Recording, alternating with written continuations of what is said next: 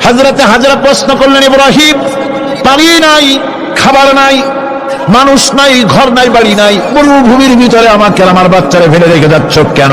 কোনো জবাব নাই। দুইবার তিনবার প্রশ্ন করলেন। এরপরে তিনি আবার প্রশ্ন করলেন, বললেন, ইব্রাহিম, এটা কি আল্লাহর হুকুম নাকি?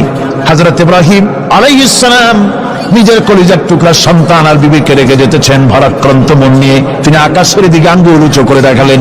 হযরত হাজরা বুঝলেন ইনি তো আল্লাহর পয়গম্বর, আমার কোন অপরাধে এভাবে ফেলে যাওয়ার কথা নয়। তিনি বুঝলেন এটা আল্লাহর হুকুম। হযরত হাজরা বললেন, ইব্রাহিম রে, নিশ্চিন্ত মনে বাড়ি ফিরে যাও, আমার মনে কোনো চিন্তা নাই, কোনো পেরেশানি আর এখন নাই। আল্লাহর হুকুমে যদি আমাকে মরুভূমির ভিতরে ফেলে যেয়ে থাকো, তাহলে আমি ওই আল্লাহর প্রতি এতটা ভরসা রাখি যে এই মরুভূমির ভিতরে জল পানি শূন্য, খাদ্য শূন্য জায়গায় আমি আমার বাচ্চাকে আল্লাহ রব্বুল আলামিন না খাওয়াইয়া মারবেন না। দ্বিতীয় পরীক্ষায় পাস করুন। 3 নম্বরে পরীক্ষা হলো, সন্তান বড় হয়ে গেছে, বুদ্ধি হয়েছে, দৌড়াতে পারে। আল্লাহ রাব্বুল আলামিন হুকুম করলেন, ছেলেকে জবাহ করো। কত বড় আগুনের পরীক্ষা! কোরআন শরীফ বলছে, হযরত ইব্রাহিম আলাইহিস সালাম নিজের ছেলেকে ডেকে নিয়ে বললেন, ইয়া বুনাইয়া ইন্নী আরা ফিল মানামি আন্নী আযবাহুক ফানজুর মাযা তারা। হে আমার কলিজার টুকরা সন্তান, আমি স্বপ্নে দেখেছি যেন আমি তোমাকে জবাহ করতেছি, তোমার রায় কি, তোমার মত কি, আমাকে শোনাও। ছেলে পয়গম্বর, ছেলে তার জবাবে বললেন, ইয়া আবাতি ফাআল মা তু'মার সাতাজিদুনি ইনশাআল্লাহু মিনাস সাবিরিন। হে আমার আব্বাজান, আপনি যে ব্যাপারে স্বপ্নের ভিতরে আদিষ্ট হয়েছেন, আপনি তা কার্যকরী করুন। আমাকে এতটুকু অধৈর্যের মধ্যে পাবেন না, আমাকে ধৈর্যশীলদের মধ্যে পাবেন। আমারে আপনি আল্লাহর হুকুম পালন করেন। আল্লাহ পাক শোনাচ্ছেন, ফালাম্মা আসলামা ওয়াতাল্লাহু লিলজাবিন। পিতা পুত্র দুজনই রাজি হয়ে গেল। পিতা তার ছেলেকে কাঁধ করে গলার উপরে ছুরি ধরেছেন। আল্লাহ রাব্বুল আলামিন ইসমাইল জবাহ হোক, এটা আল্লাহ চান নাই, আল্লাহ চেয়েছেন পরীক্ষা করতে। পরীক্ষায় ইব্রাহিম পাস হয়ে গেলেন। আল্লাহ পাক বলছেন, ওয়ানাদাইনাহু আইয়া ইব্রাহিম قد صدقت الرؤيا إنا كذلك نجزي المحسنين। আমি ইব্রাহিমকে ডেকে বললাম, ইব্রাহিম, তুমি তোমার স্বপ্নকে বাস্তবে রূপ দিয়েছো, আর এভাবে করি আমি মুহসিনদেরকে পুরস্কৃত করে থাকি। আল্লাহ পাক খুশি হলেন। আল্লাহ পাক বললেন, ইন্না হাযা লাবালাউল মুবিন। নিঃসন্দেহে এটি একটি বিরাট পরীক্ষা ছিল। ঠিক কি না? আল্লাহ নিজে বলছেন এটা একটি বিরাট পরীক্ষা, আসিম ইমতিহান। সে ইমতিহানে তিনি পাস করলেন। পরীক্ষায় উত্তীর্ণ হওয়ার জন্য রব্বুল আলামিন পুরস্কার দিয়ে দিলেন। আল্লাহ পাক বললেন, সালামুন আলা ইব্রাহিম। পড়েন সবাই, সালামুন আলা ইব্রাহিম। ইব্রাহিমের প্রতি আল্লাহ পাক বললেন, ইব্রাহিমের প্রতি সালাম রইল। সুবহানাল্লাহি ওয়া বিহামদিহি। হযরত ঈসা আলাইহিস সালামকে খ্রিস্টানেরা তারা বলেছে, ওয়াকালাতিন নাসারাল মাসীহু ইবনুল্লাহ। মসিহ হচ্ছে কার ছেলে? নাউযুবিল্লাহ। বলেন সবাই, নাউযুবিল্লাহ। তাকে যখন আল্লাহর ছেলে বলা হলো, আল্লাহর পুত্র বলা হলো, রব্বুল আলামিন তার জবাবে বললেন, ইন হুয়া ইল্লা আবদুন আনআমনা আলাইহি। তিনি তো একজন বান্দা, তিনি আমার বান্দা ছাড়া আর কিছুই নন। আমি তার প্রতি অনুগ্রহ করেছি। বান্দা, আমার বান্দা। আল্লাহ পাকের বান্দা হওয়ার ব্যাপারে কোন মানুষের লজ্জা থাকার কথা নয়। এমনকি আল্লাহ পাক ঈসা আলাইহিস সালাম সম্পর্কে বলছেন, লা ইয়াস্তানকিফাল মাসীহু আইয়াকুনা আবদান লিল্লাহি ওয়ালাল মালাইকাতুল মুকাররাবুন। মসিহ আল্লাহর বান্দা, তাতে কখনো বিন্দুমাত্র লজ্জা তিনি পোষণ করেন নাই যে আমি আল্লাহর বান্দা, আল্লাহর গোলাম। এটা কথা হইল? এরকম লজ্জা তিনি পোষণ করেননি। এমনকি তার নিকটবর্তী ফেরেশতা যারা, তারাও আল্লাহর বান্দা গোলাম হওয়ার জন্য তাদের ভিতরে কোনো লজ্জা নাই। যারা নাকি আল্লাহর গোলাম, এই ব্যাপারে যাদের মধ্যে লজ্জার সৃষ্টি হয়, আল্লাহর গোলাম এটা কেমন কথা, বান্দা হওয়াটা কেমন কথা, যারা গোলামীকে অস্বীকার করে তাদের সম্পর্কে আল্লাহ পাক বলছেন ওয়া মাইয়াস্তানকিফ আন ইবাদাতিহি ওয়া ইস্তাকবির ফাসায়াহশুরুহুম ইলাইহি জামিআ। কেউ যদি আল্লাহর বন্দেগী করার ব্যাপারে লজ্জা পোষণ করে, যদি লজ্জার কারণ মনে করে, অহংকার করে, গৌরব করে, তাহলে তারা পালাবে কোথায়, যাবে কোথায়? আমি কিয়ামতের দিন সবগুলিকে এক জায়গায় করে ফেলবো। সুতরাং আল্লাহ পাকের গোলামিতে আল্লাহ যে বান্দা বলে যখন ডাকেন, লজ্জার কোনো কারণ নাই। অহংকার যে করবে সে নিজেকে ধ্বংস করবে। আল্লাহ পাক সব নবীদেরকে নিজের বান্দা বলেছেন। নবীরা কি আল্লাহ পাকের বান্দা।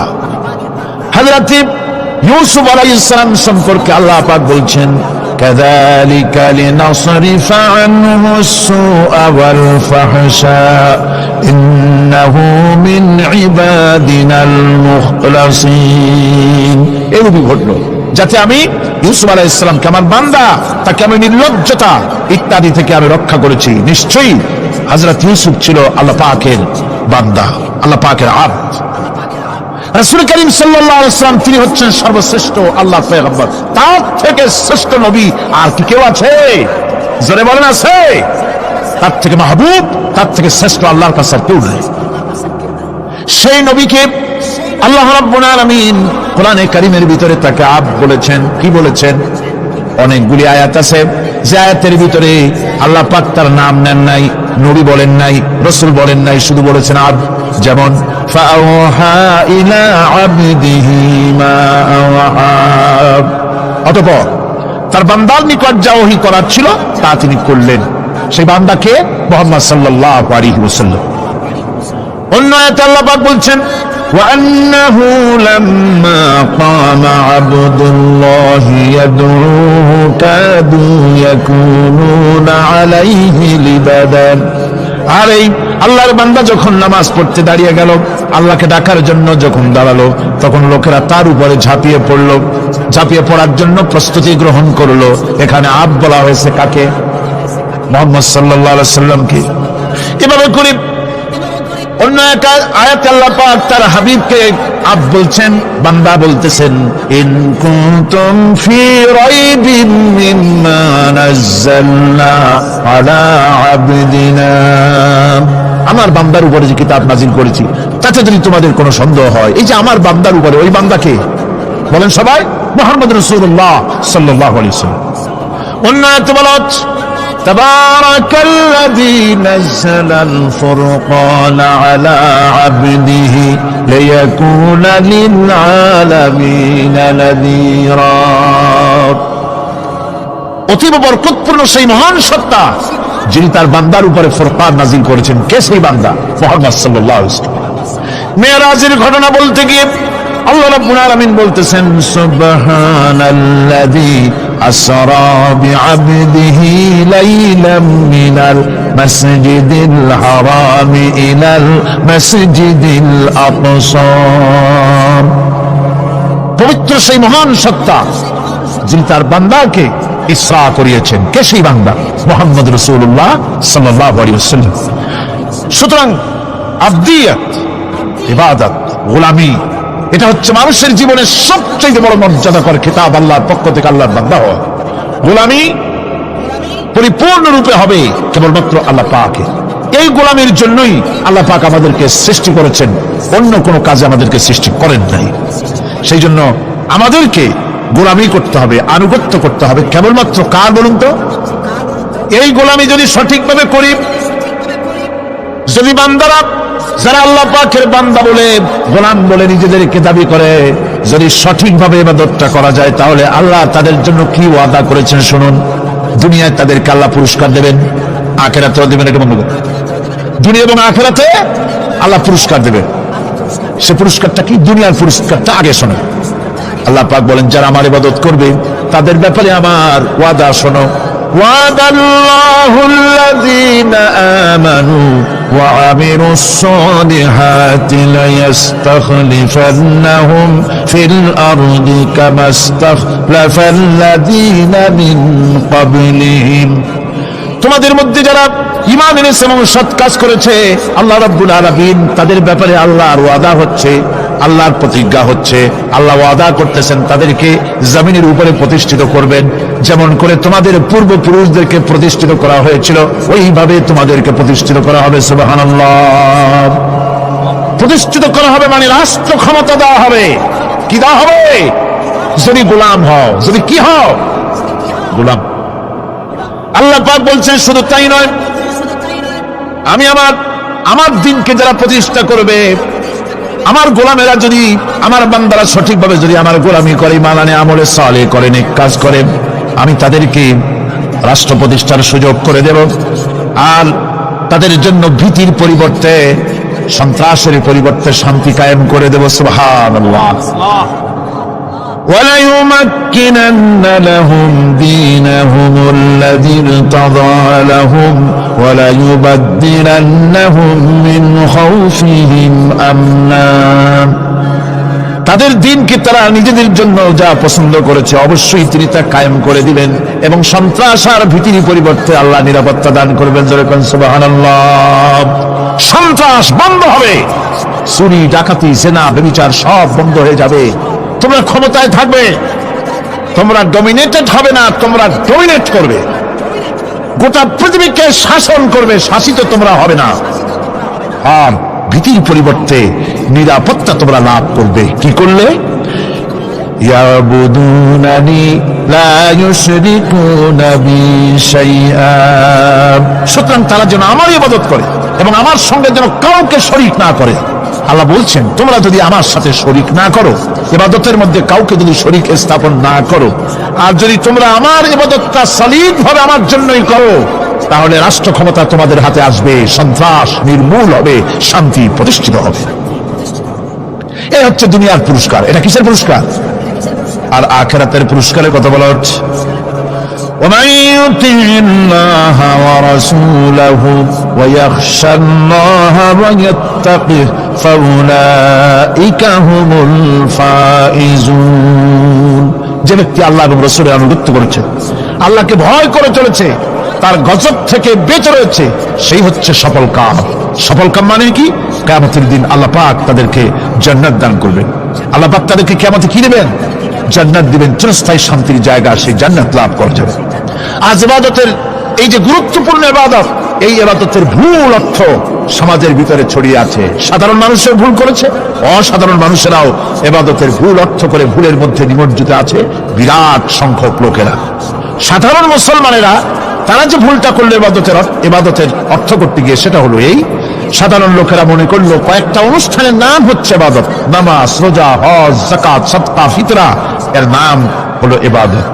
অনুষ্ঠান শেষে তারা নিজেদেরকে স্বাধীন মনে করলো। তারা আল্লাহ পাকের প্রত্যেকটি আইনের ধারাকে লঙ্ঘন করলো। বছরে একবার রোজা রেখে, বছরে 1 মাস রোজা রেখে মনে করলো ইবাদত শেষ। 5 ওয়াক্ত নামাজ পড়ে মনে করলো ইবাদত শেষ। আমি প্রশ্ন করি, 5 ওয়াক্ত নামাজের নামই যদি হয় ইবাদত, 5 ওয়াক্ত নামাজের নামই ইবাদত, এটাই যদি হয়, তাহলে 5 ওয়াক্ত নামাজ পড়তে সময় লাগে কত? উজু টুজু করে বড় জোর 1-1.5 ঘন্টা সময় লাগে 5 ওয়াক্ত নামাজ পড়তে। তো এর নাম যদি হয় ইবাদত, তার অর্থ কি দাঁড়াবে? অর্থ দাঁড়াবে আপনি 24 ঘন্টার ভিতরে 1 থেকে 1.5 ঘন্টার জন্য আল্লাহর গোলাম, বাকি 22 ঘন্টার জন্য শয়তানের গোলাম হতে কেউ রাজি আছেন? রোজার নামই যদি হয় শুধু ইবাদত, তাহলে তার অর্থ দাঁড়াবে বছরের ভিতরে 1টা মাসের জন্য আপনি আল্লাহর গোলাম, আর 11 মাসের জন্য শয়তানের গোলাম হতে কেউ রাজি আছে? তাহলে বিষয়টা কি? বিষয়টা হচ্ছে নামাজ, রোজা, হজ, যাকাতি শুধুমাত্র ইবাদত নয়, আনুষ্ঠানিক ইবাদত তো বটেই, কম্পালসারি ইবাদত তো বটেই, কিন্তু শুধুমাত্র নামাজ, রোজা, হজ, যাকাত ইবাদত শুধুমাত্র নয়, এগুলি হচ্ছে ইবাদতের পার্ট, ইবাদতের অংশ। বরং জীবনের সব ক্ষেত্রে আল্লাহর হুকুমকে মানার নামই হচ্ছে, তাই আমার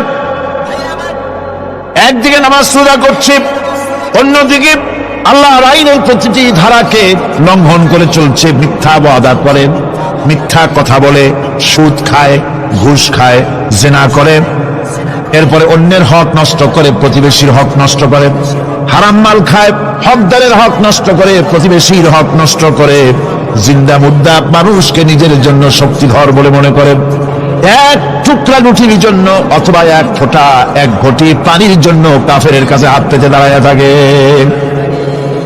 এই যদি অবস্থা হয়, এটাই যদি হয় ঈমান, আর এটার নামে যদি হেফাজত হয়, তাহলে এই পৃথিবীর মুসলমানের আজ লাঞ্ছিত কেন? আল্লাহর ওয়াদা কি মিথ্যা?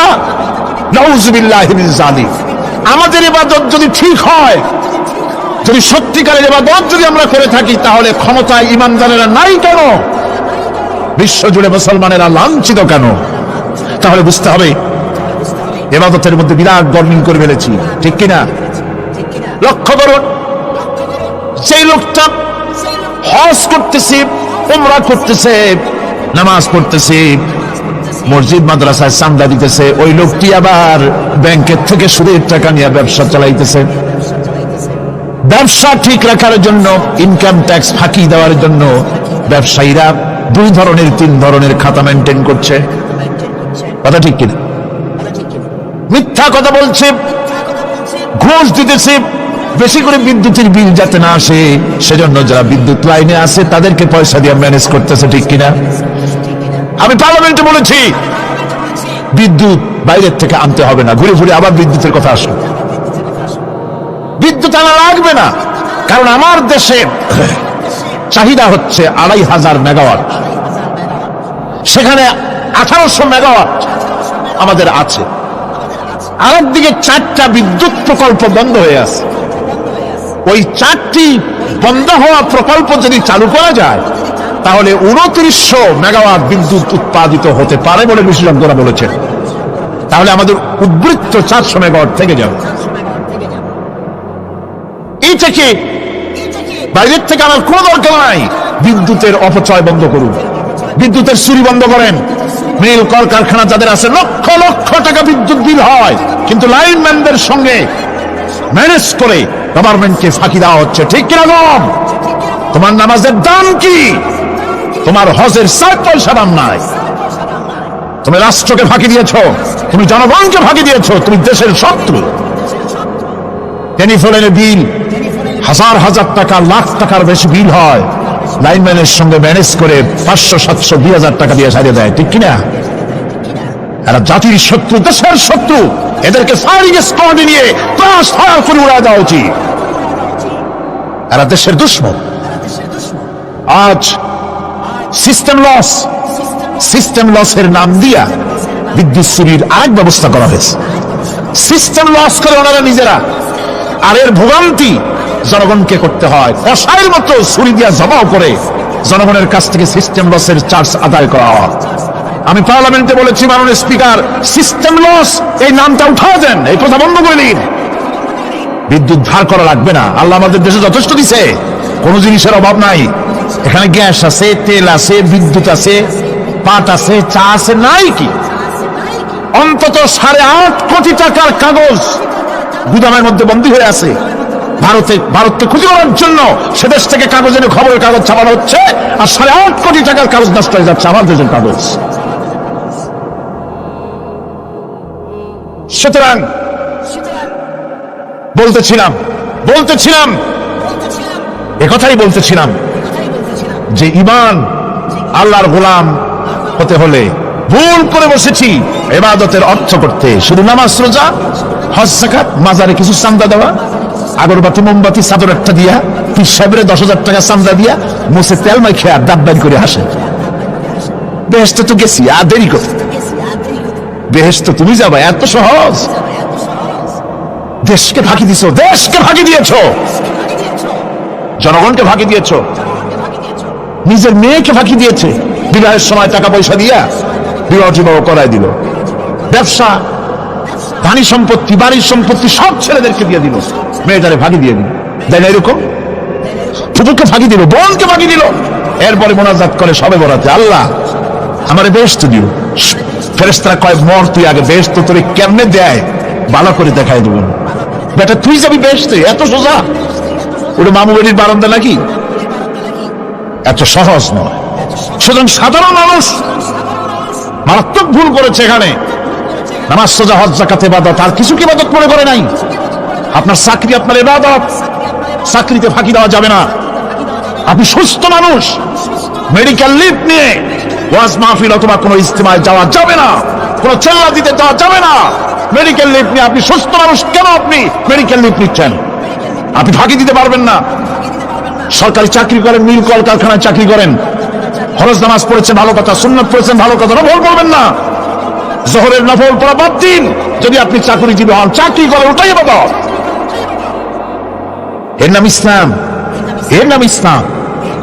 গভর্নমেন্ট যে বেতন দেয় সেই বেতনের উপরে সন্তুষ্ট থাকুন, ঘুষ খাবেন না। যদি বেশি বেতন লাগে গভর্নমেন্টের কাছে দাবি জানান যে আমাদের বেতন বাড়ায় দাও। ঘুষ খাবেন কেন? হারাম। যেটা করে এটা কি? এই ঘুষের টাকা মাজারে দিয়া, পীরেরে দিয়া আল্লাহরে খুশি করবেন, এত সহজ না, এত সহজ না। সেই জন্য আমি সব ভাইদের খেদমতে আরজ করব, ইবাদত হচ্ছে জীবনের সব ক্ষেত্রে গোলামি, সকল ক্ষেত্রে গোলামি। চাকরিতে, অফিসে, আদালতে, কলকারখানায়, ক্ষেত খামারে, পার্লামেন্টে, সেক্রেটারিয়েটে, সেনানিবাসে, স্কুলে, কলেজে, বিশ্ববিদ্যালয়ে, সর্বত্র গোলামি কার? আল্লাহ পাকের। রিজকে হালাল করতে হবে, উপার্জনকে হালাল করতে হবে, সত্যিকারের আল্লাহর গোলাম হতে হবে। এক্ষেত্রে ইবাদতের অসাধারণ ব্যক্তি যারা, তারাও এক শ্রেণীর অসাধারণ ব্যক্তিরাও ভুল করে বসছেন। তারা যে ভুলটা করলেন ওটা হচ্ছে তারা তাসবিহ, জায়নামাজ, খানকা, হুজরাখানা এর ভেতরে বসে জিকির আজগার করাটাকেই জীবনের জন্য আল্লাহর ইবাদত মনে করে নিলেন। আল্লাহর বান্দারা যখন অনাচার ব্যভিচারে লিপ্ত, আল্লাহর আইনের পরিবর্তে যখন মানুষের তৈরি করা আইন চলছে, চেচনিয়া বসনিয়া যখন মানুষদেরকে জবাও করা হচ্ছে, বসনিয়ার মুসলমান সন্তানদেরকে যখন জবাও করা হয়, কাশ্মীরের স্বাধীনতাকামী মুসলমানদের অধিকার হরণের জন্য তাদের উপরে যখন বন্য হায়নার মতো, পশুর মতো যখন ভারতীয় শত্রু সৈন্যরা যখন হামলা চালায়, সোমালিয়ার মানুষগুলি যখন না খেয়ে তাদের হাড়, পাঁজরার হাড়গুলি যখন বেরিয়ে যায়, তখনও যদি আপনি খানকার ভেতরে থেকে তসবিহ পড়েন আর তাহাজ্জুদের নামাজ পড়ে কপালে দাগ লাগান, এই অন্যায়ের বিরুদ্ধে যদি সোচ্চার না হন, আপনার এই তসবিহর কোনো দাম নাই। আপনাকে সোচ্চার হতে হবে, আপনাকে অন্যায়ের বিরুদ্ধে ঢালা হতে হবে। একদিকে তাহাজ্জুদের নামাজ তো পড়বেনই, জিকির তো করবেনই, কোনো সন্দেহ নেই। আর একদিকে সিংহের মতো অন্যায়ের বিরুদ্ধে গর্জে উঠতে হবে। তাতে যদি প্রয়োজন হয় মুজাদ্দেদ আল ফেসানির মতো কারারুদ্ধ হন না কেন, সেটাই কিসমত, সেটাই তাকদীর। হক কথা বলতে হবে। এই জন্য আমার বারবার মনে পড়ে আজকের এক শ্রেণীর লোক আমাদের দেশে এক শ্রেণীর লোক বাইরের থেকেও আসে, বিদেশ থেকেও আসে, নামের আগে আওলাদে রাসূল লাগান।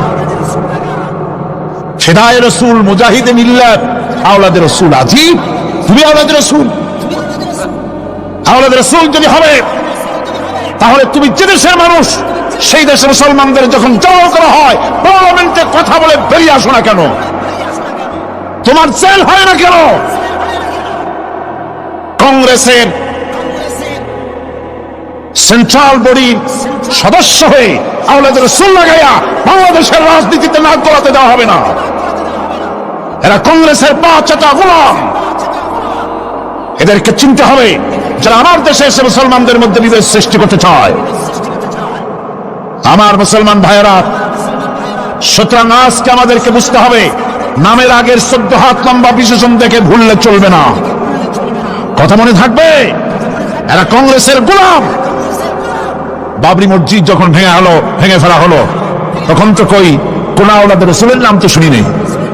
তখন তো নামটা শুনছি ওই বুখারী বেটার, বাপের বেটা ইমাম বুখারী। তিনি বলেছেন, আমি ভারতের দিল্লির জুমা মসজিদের ইমাম শুধু নই, আমি ভারতের 18 কোটি মুসলমানের ইমাম। বাবরি মসজিদকে গড়ে দিতে হবে। কোরআন শরীফের বিরুদ্ধে যখন কলকাতা হাইকোর্টে কেস করা হয়েছিল কোরআনকে ব্যান করার জন্য, সেদিন তো কোনো আওলাদ রাসূলের নাম শুনি নাই। সেদিন তো ওই বুখারী বেটাই বলেছেন, ভারতের হাইকোর্ট থেকে কোন জাজ, কোন বিচারক যদি কোরআন শরীফ ব্যান করা হলে বলে এই কথাটি উচ্চারণ করে, তাহলে আমি তাকে পায়ের তলে পাড়িয়ে ধরে বাম হাত দিয়ে তার জিহ্বাটা টেনে ছেড়ে ফেলে দেব।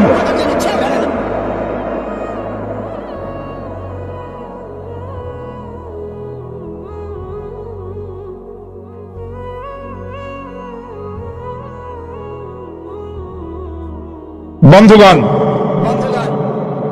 সুতরাং আমাদেরকে বুঝতে হবে, বসুন, বেয়াদবি করবেন না, বসেন।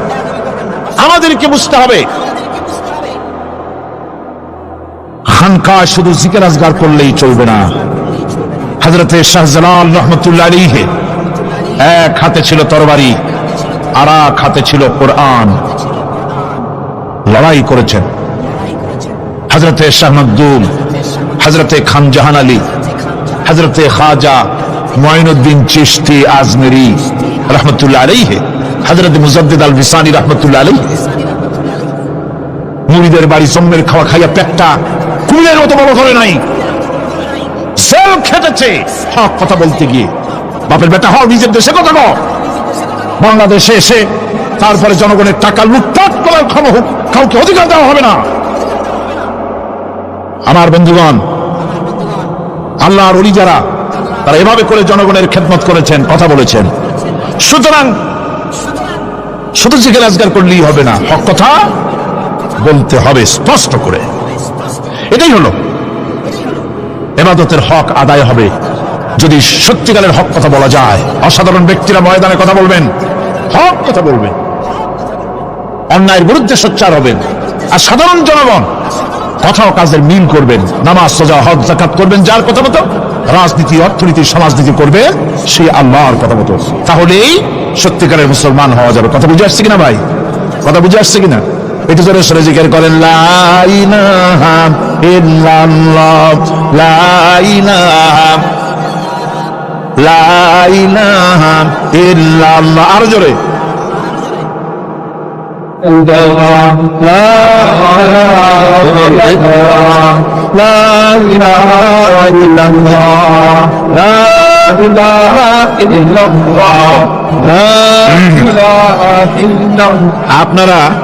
আপনারা যদি মাথা উঠাইয়া দেখতে থাকেন তো কি দেখবেন? মানুষের মাথা আর টুপি ছাড়া তো কিছুই দেখা যাবে না।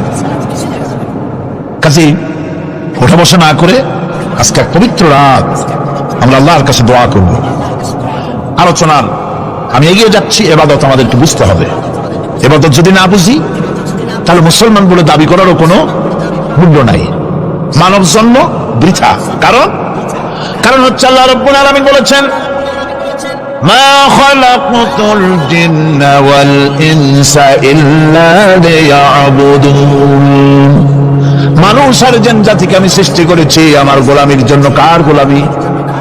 ওই গোলামির পূর্ণাঙ্গ নমুনা যদি জানতে চাই, পূর্ণাঙ্গ নমুনা দৃষ্টান্ত লাগবে। কাকে অনুসরণ করব? পূর্ণাঙ্গ ইবাদতের আল্লাহর গোলামির পূর্ণাঙ্গ নমুনার জন্য কোরআনে কারিমে দৃষ্টান্ত সেট করা হয়েছে। হযরত ইব্রাহিম আলাইহিস সালামের আল্লাহ পাক বলেন, ইয ক্বালা লাহু রাব্বুহু আসলিম ক্বালা আসলামতু লিরাব্বিল আলামিন। তার অবস্থা এই ছিল, কার? ইব্রাহিম আলাইহিস সালাম। তার অবস্থা এই ছিল যে তার রব যখন তাকে বললেন আনুগত্যের মস্তককে অবনত করে দাও, তিনি বললেন আমি আমার বিশ্বপালকের সামনে মাথাটা নত করে দিলাম। সুবহানাল্লাহ। কোন শর্ত ছাড়াই মাথা নিচু করে দিলাম। এই পন্থায় তিনি যে পন্থাটা অবলম্বন করেছিলেন, এই পন্থায় চলার জন্য তার সন্তানদেরকেও তিনি হুকুম করেছিলেন। ووصى بها إبراهيم ببنيه ويعقوب يا بني إن الله اصطفى لكم الدين فلا تموتن إلا وأنتم مسلمون। ইয়াকুব এবং ইব্রাহিম আলাইহিস সালাম তার সন্তানদেরকে এই উপদেশ দিয়েছিলেন যে তিনি বলেছিলেন, হে আমার সন্তানেরা, আল্লাহ ছাড়া তোমাদের জন্য আল্লাহ পাক এই দ্বীনকে মনোনীত করেছেন। আল্লাহ পাকের আনুগত্য করবে, তার দ্বীনের প্রতি সারেন্ডার করবে। আর খবরদার মুসলমান না হয়ে যেন তোমরা মরে যেও না। মৃত্যু মুসলমান অবস্থায় থাকবে, অর্থাৎ মৃত্যু পর্যন্ত থাকবে কি অবস্থায়? মুসলমান অবস্থায়। أم كنتم شهداء إذ حضر يعقوب الموت إذ قال لبنيه ما تعبدون من بعدي। ইয়াকুব আলাইহিস সালাম তার মৃত্যুর সময় জিজ্ঞেস করেছিলেন, ও আমার সন্তানেরা, আমার মৃত্যুর পরে তোমরা কার ইবাদত করবে, কার গোলামি করবে? তারা জবাব দিলেন, ক্বালু না'বুদু ইলাহাকা ওয়া ইলাহা আবাইকা ইব্রাহিম ওয়া ইসমাঈল ওয়া ইসহাক ইলাহাও ওয়াহিদান ওয়া নাহনু লাহু মুসলিমুন। নিঃসন্দেহে আমরা ইবাদত করব, গোলামি করব আপনার রবের, আপনার পিতার রবের, আল্লাহর ইবাদত করব। আপনিও আপনার পূর্বপুরুষ ইব্রাহিম ইসমাইল যে আল্লাহকে ইবাদত করেছে সে আল্লাহ পাকের ইবাদত আমরা করব এবং তার অনুগত হয়ে থাকব। দাসত্ব এবং পূর্ণাঙ্গ দাসত্বের গোলামীর পূর্ণাঙ্গ নমুনা হচ্ছেন হযরত ইব্রাহিম আলাইহিস সালাম। আল্লাহ গোটা জমিন যখন শিরকের অন্ধকারে ডুবে গিয়েছিল তখন হযরত ইব্রাহিম আলাইহিস সালাম তাওহীদের আলো জ্বালিয়ে দিয়েছিলেন। এই নিবেদিতদের ইমাম হিসেবে আল্লাহ পাক তাকে ঘোষণা দিলেন।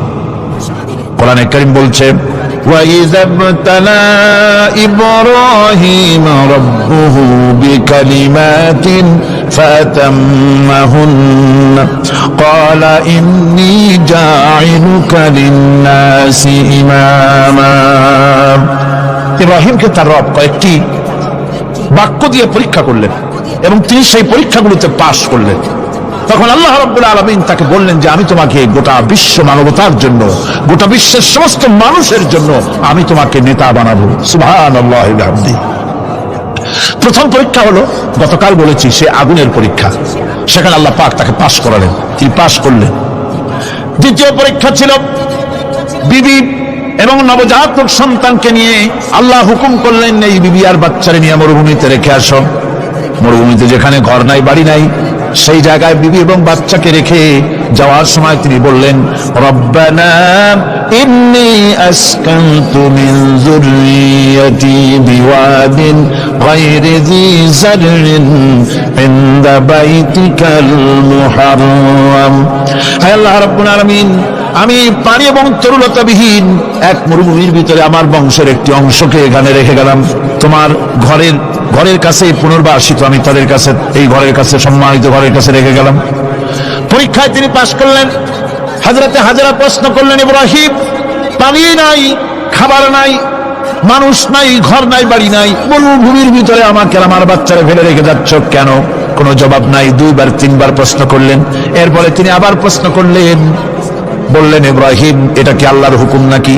হযরত ইব্রাহিম আলাইহিস সালাম নিজের কলিজার টুকরা সন্তান আর বিবিকে রেখে যেতেছেন ভারাক্রান্ত মন নিয়ে। তিনি আকাশের দিকে আঙ্গুল উঁচু করে দেখালেন। হযরত হাজেরা বুঝলেন ইনি তো আল্লাহর পয়গম্বর, আমার কোন অপরাধ এভাবে ফেলে যাওয়ার কথা নয়। তিনি বুঝলেন এটা আল্লাহর হুকুম।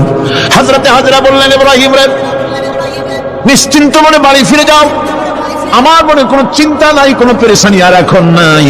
আল্লাহর হুকুমে যদি আমাকে মরুভূমির ভিতরে ফেলে যেতে থাকো, তাহলে আমি ওই আল্লাহর প্রতি এতটা ভরসা রাখি যে এই মরুভূমির ভিতরে জল পানি শূন্য, খাদ্য শূন্য জায়গায় আমি আমার বাচ্চাকে আল্লাহ রাব্বুল আলামিন না খাওয়াইয়া মারবেন না। দ্বিতীয় পরীক্ষায় পাস করল। 3 নম্বরে পরীক্ষা হলো, সন্তান বড় হয়ে গেছে, বুদ্ধি হয়েছে, দৌড়াতে পারে। আল্লাহ রাব্বুল আলামিন হুকুম করলেন, ছেলেকে জবাহ করো। কত বড় আগুনের পরীক্ষা! কোরআন শরীফ বলছে, হযরত ইব্রাহিম আলাইহিস সালাম নিজের ছেলেকে ডেকে নিয়ে বললেন, ইয়া বুনাইয়া ইন্নী আরা ফিল মানামি আন্নী আযবাহুক ফানজুর মাযা তারা। হে আমার কলিজার টুকরা সন্তান, আমি স্বপ্নে দেখেছি যেন আমি তোমাকে জবাহ করতেছি। তোমার রায় কি, তোমার মত কি, আমাকে শোনাও। ছেলে পয়গম্বর, ছেলে তার জবাবে বললেন, ইয়া আবাতি ফাআল মা তু'মার সাতাজিদুনি ইনশাআল্লাহু মিনাস সাবিরিন। হে আমার আব্বাজান, আপনি যে ব্যাপারে স্বপ্নের ভিতরে আদিষ্ট হয়েছেন আপনি তা কার্যকরী করুন। আমাকে এতটুকু অধৈর্যের মধ্যে পাবেন না, আমাকে ধৈর্যশীলদের মধ্যে পাবেন। আমারে আপনি আল্লাহর হুকুম পালন করেন। আল্লাহ পাক শোনাচ্ছেন, ফালাম্মা আসলামা ওয়াতাল্লাহু লিলজাবিন। পিতা পুত্র দুজনই রাজি হয়ে গেল। পিতা তার ছেলেকে কাঁধ করে গলার উপরে ছুরি ধরেছেন। আল্লাহ রাব্বুল আলামিন ইসমাইল জবাহ কেটা আল্লাহ চান নাই, আল্লাহ চেয়েছেন পরীক্ষা করতে। পরীক্ষায় ইব্রাহিম পাস হয়ে গেলেন। আল্লাহ পাক বলছেন ওয়ানাদাইনাহু আইয়া ইব্রাহিম قد صدقت الرؤيا إنا كذلك نجزي المحسنين। আমি ইব্রাহিমকে ডেকে বললাম, ইব্রাহিম তুমি তোমার স্বপ্নকে বাস্তবে রূপ দিয়েছো, আর এভাবে করি আমি মুহসিনদেরকে পুরস্কৃত করে থাকি। আল্লাহ পাক খুশি হলেন। আল্লাহ পাক বললেন ইন্না হাযা লাবালাউল মুবিন, নিঃসন্দেহে এটি একটি বিরাট পরীক্ষা ছিল। ঠিক কি না? আল্লাহ নিজে বলছেন এটা একটি বিরাট পরীক্ষা, আযীম ইমতিহান। সে ইমতিহানে তিনি পাশ করলেন। পরীক্ষায় উত্তীর্ণ হওয়ার জন্য রব্বুল আলামিন পুরস্কার দিয়ে দিলেন। আল্লাহ পাক বললেন সালামুন আলা ইব্রাহিম। পড়েন সবাই, সালামুন আলা ইব্রাহিম। ইব্রাহিমের প্রতি আল্লাহ পাক বললেন ইব্রাহিমের প্রতি সালাম রইল। সুবহানাল্লাহি ওয়া বিহামদিহি। ইবাদত এর আনুগত্যের এই উৎকৃষ্ট দৃষ্টান্ত স্থাপনের পর আল্লাহ পাক তার গোটা বিশ্বের মুসলমানদেরকে কিয়ামত পর্যন্ত ইব্রাহিম আলাইহিস সালামকে জাতির পিতা বানায়া দিলেন। সুবহানাল্লাহ, করতে ইচ্ছা করে না? এরকম পরীক্ষা কোন পিতারা দিতে পারছে নাকি? গোটা বিশ্বের সমস্ত মানব মণ্ডলীর জন্য আল্লাহ পাক ইব্রাহিম আলাইহিস সালামকে কিয়ামত পর্যন্ত জাতির পিতা হিসাবে ঘোষণা করেছেন। সুবহানাল্লাহ। মিল্লাতা বিকুম ইব্রাহিম ওয়া সাম্মাকুমুল মুসলিমিন। তোমরা তোমাদের পিতা ইব্রাহিমের মিল্লাতের উপর প্রতিষ্ঠিত হও। আল্লাহ পাক বলছেন তোমাদের পিতা ইব্রাহিমের মিল্লাতের উপর প্রতিষ্ঠিত হও, আর আল্লাহ তোমাদের নাম রেখেছে মুসলমান। তোমরা হচ্ছে মুসলমান। আমাদের পরিচয়, ওই যে পরিচয়ের কথা আগে হয়ে গেছে, আমাদের পরিচয় আমরা মুসলমান। আমাদের পরিচয় কি? মুসলমান। এটা প্রথম পরিচয়। ইবাদতের পূর্ণাঙ্গ মাপকাঠি হিসেবে আল্লাহ পাক হযরত ইব্রাহিম আলাইহিস সালামকে দুনিয়াবাসীর সামনে পেশ করেছেন। কোরআন বলছে ইহুদি এবং খ্রিস্টানেরা মুসলমানদেরকে বিভ্রান্ত করতে চায়। তারা বলে ওয়াকালু কুনু হুদান আও নাসারা তাহতাদু কুল বাল মিল্লাতা ইব্রাহিম হানিফা ওয়া মা কানা মিনাল মুশরিকিন। ইহুদিরা বলে ইহুদি হও তবেই তোমরা সঠিক পথ পাবা, খ্রিস্টানেরা বলে খ্রিস্টান হও তবেই তোমরা সঠিক পথ প্রাপ্ত হবে। আল্লাহ পাক বলছেন এদের সকলকে বলে দাও বরং তোমরা সব পরিত্যাগ করে মিল্লাতে ইব্রাহিমের ভিতরে শামিল হয়ে যাও। এটাই মুক্তির পথ, এটাই নাজাতের পথ, এটাই আল্লাহর পথ। সুবহানাল্লাহি ওয়া বিহামদিহি। এমনকি রাসূল কারীম সাল্লাল্লাহু আলাইহি ওয়াসাল্লামকে আল্লাহ পাক বলেছেন আনিত্তাবি' মিল্লাতা ইব্রাহিম হানিফা, চারদিক থেকে মুখ ফিরিয়ে এনে মিল্লাতে ইব্রাহিমের ভিতরে শামিল হয়ে যাও, তাই অনুসরণ করো। রাসূল কারীম সাল্লাল্লাহু আলাইহি ওয়াসাল্লাম ইবাদত বা আনুগত্যের সর্বোৎকৃষ্ট নমুনা হওয়ার কারণে ইব্রাহিম আলাইহিস সালাম সম্পর্কে হুজুর বলেছেন ইন্না ইব্রাহিমা খায়রুল বারিয়া, রাওয়াহু মুসলিম। রাসূল বলেছেন ইব্রাহিম হচ্ছেন জগতের সর্বোত্তম ব্যক্তি। সুবহানাল্লাহ। সুতরাং আমাদেরকে ইবাদতের নমুনা হিসেবে ইব্রাহিম আলাইহিস সালামকে মানদণ্ড হিসেবে দেখতে হবে যে কিভাবে তিনি সারেন্ডার করেছিলেন আল্লাহ পাকের দরবারে। এখন আমি আপনাদের সামনে বলতে চাই মানুষের জীবনে সবচাইতে বড় দুটি চাহিদা আছে, একটা হচ্ছে খাদ্য আর একটা হচ্ছে নিরাপত্তা। একটা খাদ্য আর একটা কি? নিরাপত্তা। পেট ভরে খাইতে চাই আর চোর ডাকাতের উপদ্রব থেকে নিরাপত্তা পেতে চায়। আইন শৃঙ্খলা পরিস্থিতির উপরে যখন পার্লামেন্টে আলোচনা হচ্ছিল আমি তখন বলেছি মাননীয় স্পিকার, আমার দেশের সাধারণ ভোটারদের বড় কোনো আশা আকাঙ্ক্ষা নাই। তারা কোনোদিন বলে না যে আমাদের গুলশানে বাড়ি দিতে হবে, সকলের আমাদেরকে মঙ্গল গ্রহে অফিস বানায় দিতে হবে, বাসেরও গাড়ি দিতে হবে, এগুলি তারা দাবি করে না। সারা ভোট দেয়, কষ্ট করে, মিছিল করে। এই সাধারণ জনগণের দাবি হচ্ছে মিনিমাম দাবি, খুবই কম। তাদের দাবি হলো মোটা সুতার কাপড় চাই ইজ্জত ঢাকার জন্য, পেট ভরে খেতে চাই, পোলাও কোরমা বিরিয়ানির দরকার নাই, আর আশ্রয়ের জন্য ছোট্ট একটু ঘর চাই, চোর ডাকাতের উপদ্রব থেকে নিরাপত্তা চাই। কথা ঠিক কিনা? আমি বললাম স্পিকার সাহেব আজ পর্যন্ত যতগুলি গভর্নমেন্ট এসেছে বাংলাদেশে, প্রত্যেকটি গভর্নমেন্ট আমার দেশের জনগণের এই ন্যূনতম দাবি, এই আশা পূরণ করতে ব্যর্থতার পরিচয় দিয়েছে। কেউ পারে নাই। যারাই গেছে তারাই তাদের নিজেদের আখের গোছাবার চেষ্টা করেছেন। সব নিজেকে নিয়ে ব্যস্ত, নিজের লোকদের নিয়ে ব্যস্ত, জনগণ নিয়ে চিন্তা নাই। সুতরাং মানুষের চাহিদা হচ্ছে খাদ্য আর নিরাপত্তা। আমরা কি খাদ্য আর নিরাপত্তা সত্যি কি চাই? চাই। খাদ্য যদি চাই ক্ষুধার সময়, নিরাপত্তা যদি চাই ভীতির সময়, আল্লাহ রাব্বুল আলামিন বলেন কোন গভর্নমেন্ট দিতে পারবে না, দুনিয়ায় কেউ দিতে পারে নাই, পারবেও না। ক্ষুধার সময় যদি খাদ্য চাও, ভীতির সময় যদি নিরাপত্তা লাভ করতে চাও, তাহলে ফালিয়াবুদু রাব্ব হাযাল বাইত, এই ঘরের মালিকের ইবাদত কর। কোন ঘর? কাবা ঘর। বলেন কোন ঘর? কাবা ঘর। কাবা শরীফের মালিকের ইবাদত কর। তাহলে কি হবে? আল্লাযী আত'আমাহুম মিন জু'ইন ওয়া আমানাহুম মিন খাউফ, এই ঘরের মালিকের ইবাদত যদি করো তাহলে ক্ষুধার সময় তিনি তোমাদেরকে খেতে দিবেন, আর ভীতির সময় তিনি তোমাদের নিরাপত্তা দান করবেন। এ ওয়াদা কার? চিল্লায় বলেন ওয়াদা কার? আল্লাহ পাকের ওয়াদা বিশ্বাস হলো না, এমনই পোড়া কপালের মুসলমান। নির্বাচন যখন আসলো, সলিমউদ্দিন সাহেব আসতেন মঞ্চের উপরে, পরিচয় করানো হচ্ছে।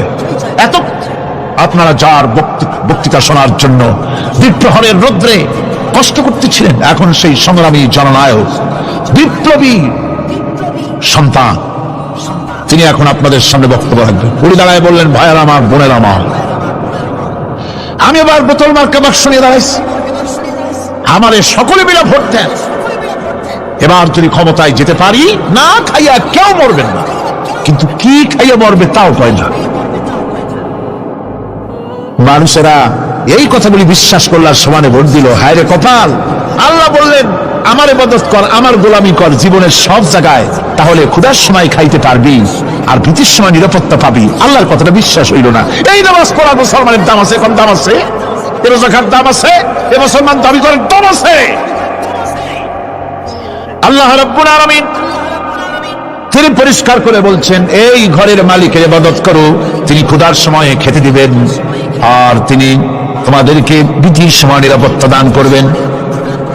চাউলের অভাব হবে না, পাটের অভাব হবে না, খাদ্যের অভাব হবে না, কারণ দুটি জিনিস যদি তোমরা করতে পারো, খাবারের অভাব হবে না। ওয়ালাউ আন্না আহলাল কুরা আমানু ওয়াত্তাকাউ লাফাতাহনা আলাইহিম বারাকাতিন মিনাস সামাই ওয়াল আরদ, দেশের লোকেরা, জনপদের লোকেরা যদি দুইটা কাজ করে, এক নম্বরে হলো আমার উপর ঈমান আনবে, দুই নম্বরে হলো আমাকে ভয় করার নীতি অবলম্বন করে যদি চলে, তাহলে ওই দেশের মানুষের জন্য আকাশ আর জমিনের সব বরকতের দরজা আমি আল্লাহ খুলে দেব। আল্লাহর ওয়াদা। আল্লাহ পাকের নিকট মানুষের সবচাইতে বড় দাবি কি? আল্লাহর কাছে মানুষের সবচাইতে বড় দাবি কি করতে পারেন? আল্লাহ পাকের কাছে মানুষের শ্রেষ্ঠ দাবিটা আল্লাহ নিজেই শিখাই দিয়েছেন। আমার কাছে দাবি কর, ইহদিনাস সিরাতাল মুস্তাকিম, আয় আল্লাহ একটা সোজা, একটা সরল রাস্তা আমারে দাও, একটা সহজ পথ আমারে দাও। এই কথা সূরা ফাতিহা দাবি করার পর আল্লাহ রাব্বুল আলামিন এই অভিনন্দনের জবাবে, 7টা বাক্যের অভিনন্দনের জবাবে আল্লাহ রাব্বুল আলামিন 30 পারা কোরআন শরীফ নাজিল করে দিলেন। সূরা ফাতিহার এই সওয়ালের জবাবে আল্লাহ পাক বললেন, ওয়া আনি'বুদুনি হাযা সিরাতুম মুস্তাকিম, সোজা রাস্তা চাও, আমার গোলামি করো, ইবাদত করো, সব জায়গায় ইবাদত গোলামি করাই লাগবে। আমার কাছে সোজা রাস্তা চাও, সোজা রাস্তা হলো আমার গোলামি করা। কার গোলামি? বেহেশতে যেতে চান? আমি আসতে গেলাম বলে আপনারা আসতে জবাব দিলেন। বেহেশতে যেতে চান? সুবহানাল্লাহ। এমন কোন মানুষ আছে নাকি যে বেহেশতে যেতে চায় না? মত করে যাইতে চায় সবাই। আমরা সবাই বেহেশতের আশা করি, ঠিক কিনা? আল্লাহ রাব্বুল আলামিন বলেন, বেহেশতে যদি যেতে চাও তাহলেও ইবাদত করা লাগবে, ইবাদত ছাড়া জান্নাতে যাওয়া যাবে না। ফাদখুলি ফি ইবাদি ওয়াদখুলি জান্নাতি।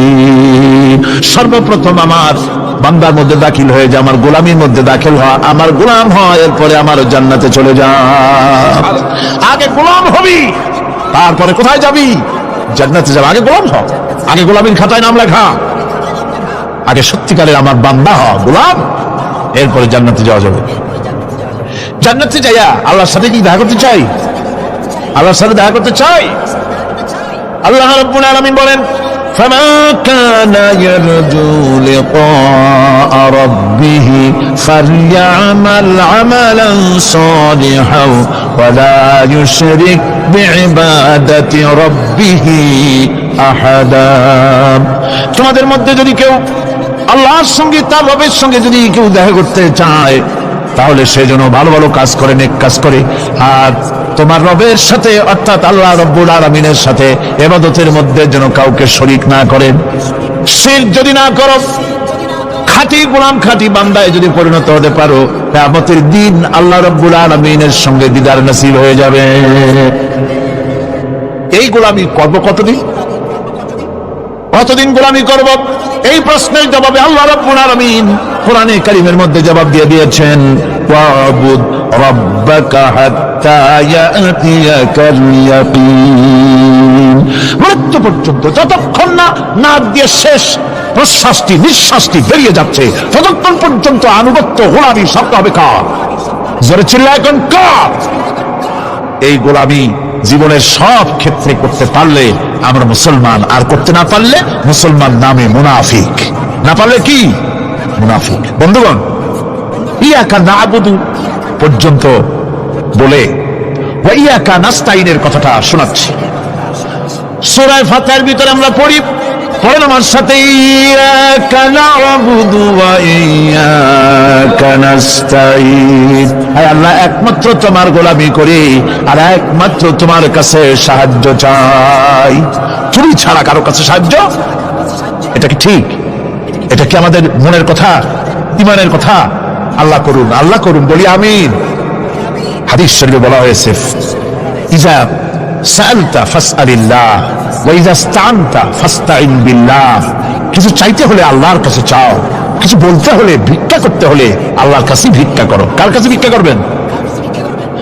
আল্লাহর কাছে বলুন। আমার বন্ধুগণ, আমি আমার ঈমান থেকে কথা বলি, আমি আমার ঈমান থেকে কথা বলি।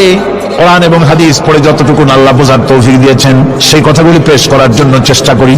বন্ধুগণ, এদিক ওদিক কোনো দিকে না ঘুরে মসজিদে যান, মসজিদে গিয়ে নামাজ পড়েন, আর আল্লাহর কাছে হাত পেতে আল্লাহরে বলেন। সেজদা গিয়া যখন রব্বুল আলামিনের দরবারে কিছু চাইবেন, হুজুরের কাছে জিজ্ঞেস করা হয়েছে, হুজুর, বান্দা কখন আল্লাহর নিকটবর্তী হয়ে যায়?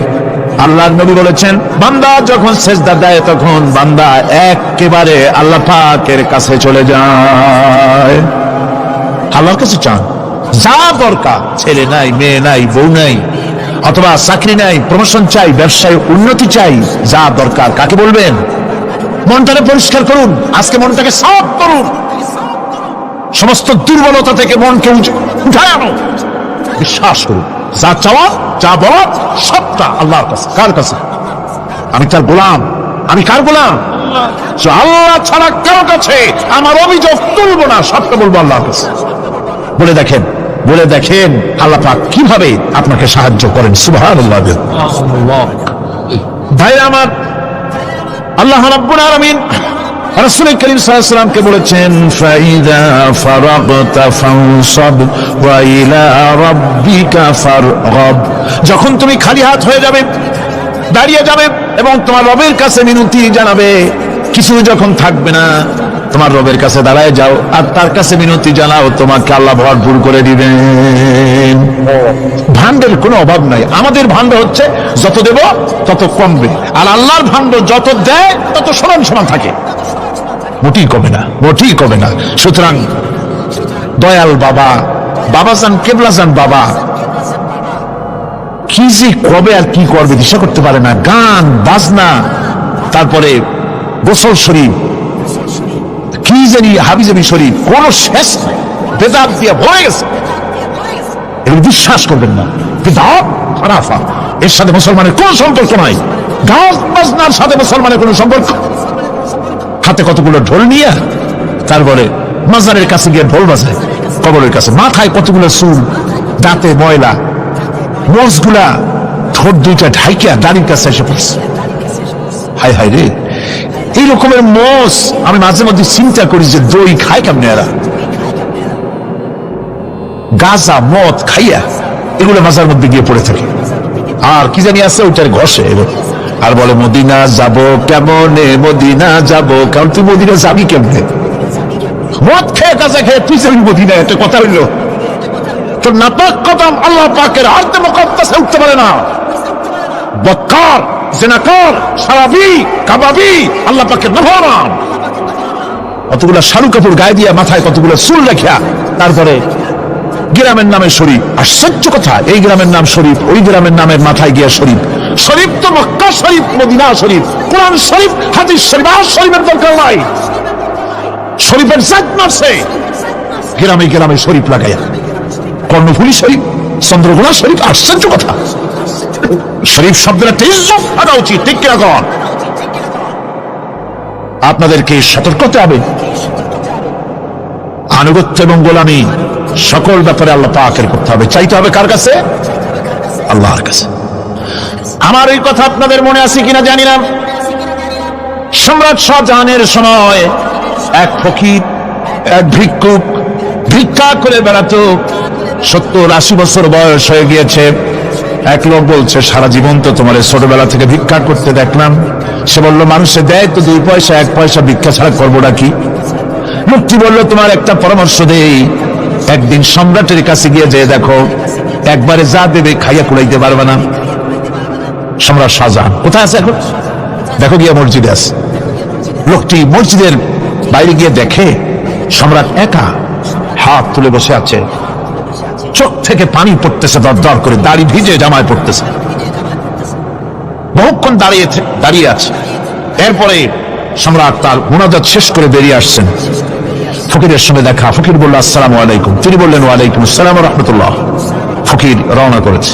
বাদশা বলছে, তুমি তো একজন ভিক্ষুক মানুষ বলি মনে হয়, আমার কাছে তো কেউ কিছু না চাইয়া যায় না, তুমি যে কিছু না চেয়েই চলে যাচ্ছ।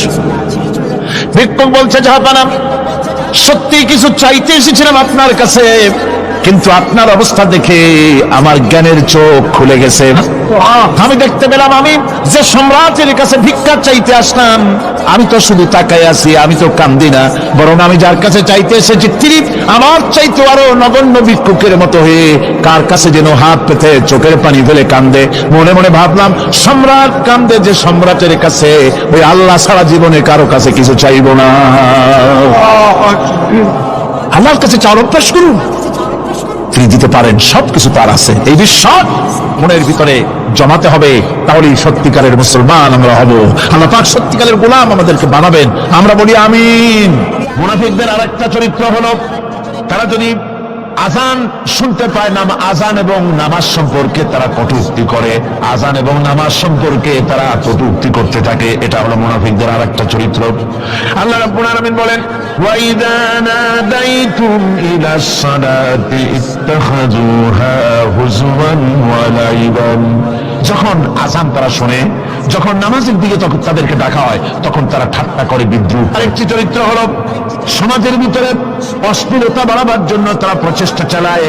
ইন্নাল্লাযীনা ইউহিব্বুনা আন তাশিআল ফাহিশাতু ফিল্লাযীনা আমানু লাহুম আযাবুন আলীম। ঈমানদার লোকদের মধ্যে অশ্লীলতা এরা বেশি করে ছড়াবার জন্য চেষ্টা করে, মানুষকে দুশ্চরিত্র বানাবার জন্য তারা চেষ্টা করে। এইভাবে করে রেডিওর মাঝে, সিনেমার ভিতরে, গানের মাধ্যমে, যাত্রার মাধ্যমে, পত্রপত্রিকার মাধ্যমে নানান ভাবে চেষ্টা চালায় যাতে করে মুসলমানদের মধ্যে চরিত্রহীনতা বাড়তে থাকে, শয়তানি বদমাশি বাড়ে, মানুষ চরিত্রবান হতে পারে এমন কিছু প্রদর্শিত হবে না, বরং প্রদর্শিত হবে মুনাফিকরা চেষ্টাই চালাবে যাতে করে মানুষের দ্বীন ও ঈমান নষ্ট হতে পারে, সেগুলি তারা করতে থাকবে। এগুলি হলো মুনাফিকের চরিত্র। এগুলি কি চরিত্র? পাপের কাজ যদি দেখে তড়িৎ গতিতে ওরা ঝাঁপিয়ে পড়ে। কোরআনে কারিমে রব্বুল আলামিন বলেন ওয়া তারা কাসীরাম মিনহুম ইউসারিউনা ফিল ইসমি ওয়াল উদওয়ান। মুনাফিকদের চরিত্র এটাও যে তারা যখনই সুযোগ পায় তখনই খারাপ কাজের দিকে, মন্দ কাজের দিকে ঝাঁপায় পড়ে এবং মানুষদের কর্মদের দিকে, গুনাহের দিকে, জুলুমের দিকে, অত্যাচারের দিকে ত্বরিত গতিতে তারা ঝাঁপায় পড়ে। এটা হলো তাদের কাজ। মুনাফিকদের আর একটা চরিত্র হচ্ছে তারা যদি নামাজ পড়তে দাঁড়ায়, নামাজ তারা পড়ে মানুষকে দেখাবার জন্য, আল্লাহকে খুশি করার জন্য মুনাফিকরা নামাজ পড়ে না। কোরআনে কারিমে বলা হচ্ছে ওয়াইদা ক্বামু ইলাস সালাতি ক্বামু কুসালা ইউরাউনান নাস। মুনাফিকদের চরিত্র হচ্ছে তারা নামাজে যায় না, যদি যায় তাহলে নামাজের মধ্যে দাঁড়ায় কাহিনী এবং চুস্তি অবস্থায়, নামাজের মধ্যে দাঁড়ায় এদিক ওদিক তাকায়, টুপিটা ঠিক করে, জামাটায় টান দেয়, বগলে চুলকায়, তারপরে নামাজের মধ্যে ইমামকে সতর্ক করে। ইমাম যদি তাশাহুদ পড়তে দেরি করে, ওর নিজের পর আগে হয়ে গেছে, ইমাম একটু দেরি করতেছে তো পিছন থেকে সিগন্যাল মারে। এগুলি নামাজ হচ্ছে। আল্লাহ পাক বলছেন ইউরাউনান নাস, এরা মানুষকে দেখাবার জন্য নামাজ পড়ে, এগুলি আসল নামাজ নয়, এগুলি আসল নামাজ নয়, আল্লাহকে সন্তুষ্ট করার জন্য নয়, এগুলি মানুষকে দেখাবার জন্য তারা নামাজ পড়ে।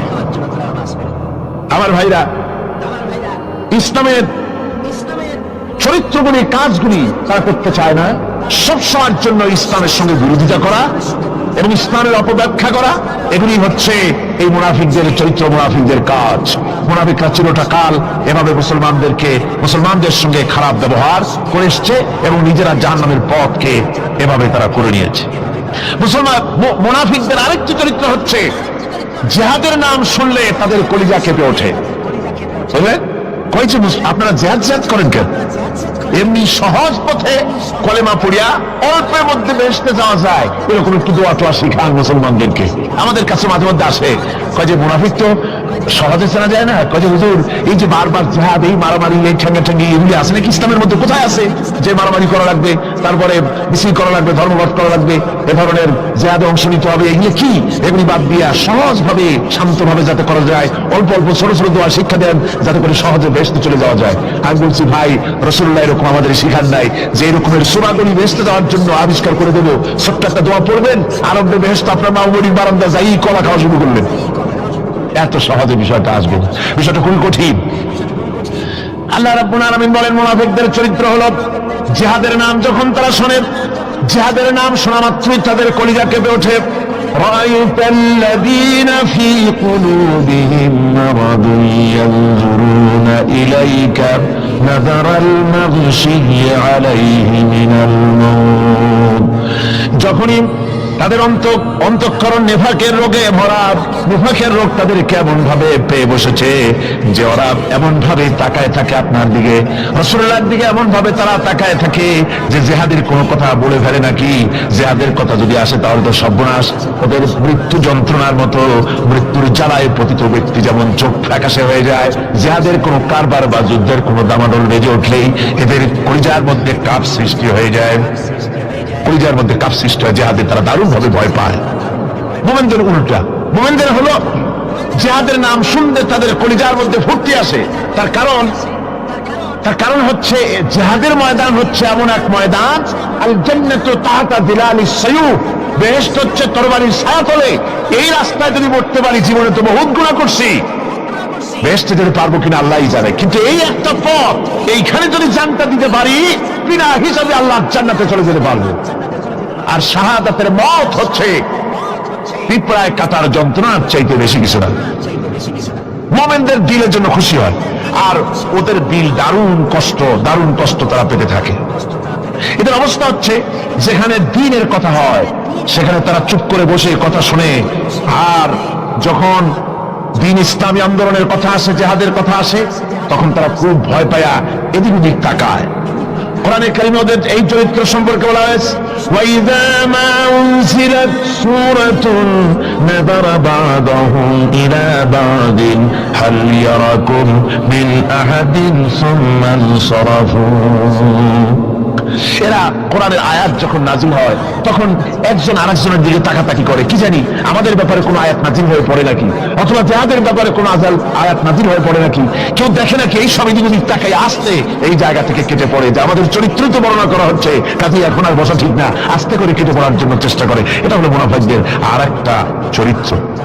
এরা এইভাবে করে নিজেদের চরিত্রকে প্রকাশ করে ধরা পড়ে, এবং ইসলামের সবচেয়ে মারাত্মক ক্ষতি এই মুনাফিকরা চিরকাল করেছে। আল্লাহ রাব্বুল আলামিন বলেন, মুনাফিকদের ব্যাপারে মুসলমানদের বিপদ হলে তারা দারুণ ভাবে খুশি হয়, আর মুনাফিকদের চরিত্র হলো মুসলমানদের উপকার হলে, ভালো হলে তারা দারুণ ভাবে অসন্তুষ্ট হয়ে যায়। যখন আর আল্লাহ মুমিনদেরকে সান্ত্বনা দেন, মুমিনদেরকে আল্লাহ পাক সান্ত্বনা দিচ্ছেন মুনাফিকদের ব্যাপারে, কুল লা ইউসিবানা ইল্লা মা কাতাবাল্লাহু লানা ওয়া মাওলানা ওয়া আলাল্লাহি ফালিয়াতাওয়াক্কালিল মুমিনুন। মুনাফিকদের শোনায় দাও, মুমিনদেরকে বলা হচ্ছে তোমরা মুনাফিকদের শোনাও যে তোমরা যে আমাদের ব্যাপারে খুশি হচ্ছ, যে আমাদের বিপদ দেখা, আমাদের চতুর্দিক থেকে বিপদ, মুসলমানদের আর চতুর্দিক থেকে কি বিপদ, এই বিপদ দেখে তোমরা দারুণ খুশি যে মুসলমানেরা এইবার মার খাচ্ছে, ইসলামী আন্দোলন আর কোমর সোজা করে দাঁড়াতে পারবে না, এইবার শেষ, বুদ্ধি করে আর যে ষড়যন্ত্রের জালে আটকায় গেছি আর মুক্তি হবে না, এই যে তারা খুশি। আল্লাহ রাব্বুল আলামিন বলেন, মুমিনেরা তোমাদের ঘাবড়াবার কোনো কারণ নাই, তোমরা বলে দাও কুল লা ইউসিবানা ইল্লা মা কাতাবাল্লাহু লানা, তোমরা শুনায় দাও যে আমাদের কিছুই হয় না, আমাদের শুধু তাই হয় যে আল্লাহ রাব্বুল আলামিন আমাদের জন্য লিখে রেখেছেন, আমাদের তাকদীরে যেটা আছে ওটাই হবে, এর থেকে বেশি কিছুই হবে না। তিনি আমাদের মাওলা, তিনি আমাদের মনিব, তিনি আমাদের প্রভু, আর সমস্ত মুমিনদের উচিত সে আল্লাহর উপরই নির্ভর করা। তবে তোমরা জেনে রাখো, তোমরা আমাদের জন্য যে জিনিসের অপেক্ষা করছো, কুল হাল তারাব্বাসুনা বিনা ইল্লা ইহদাইল হুসনাইন, তোমরা আমাদের জন্য যে জিনিসের অপেক্ষা করতেছো, আল্লাহ বলছেন মুমিনেরা তোমরা বলো, তোমরা মুনাফিকদের বলো যে আমাদের ব্যাপারে তোমরা যে জিনিসের অপেক্ষা করছো তার দুটি ভালোর একটি ছাড়া কি, অর্থাৎ তোমরা আমাদের জন্য অপেক্ষা করতেছো আমরা যেন মরে যাই, আমরা যেন শেকস খাই, তো আমরা যদি প্রতিনিধি মরে যাই তাহলে তো আমরা শহীদ হয়ে গেলাম, আর আমরা যদি বেঁচে থাকলাম তো আমরা তো গাজী হয়ে গেলাম।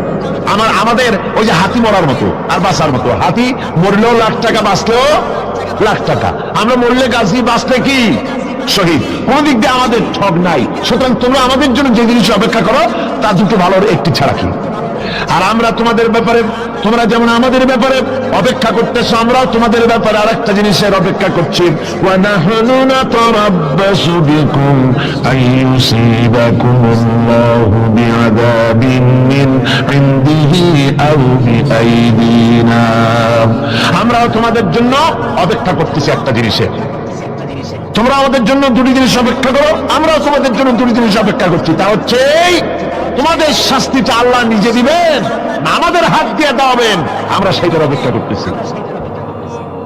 ফাতারাব্বাসু ইন্না মাআকুম মুতারাব্বিসুন, সুতরাং তোমরা অপেক্ষা করতে থাকো, আমরা অপেক্ষা করতে থাকি। ব্যাপারটা কোথায় গিয়ে দাঁড়ায় আসো আমরা সকলে তা লক্ষ্য করি।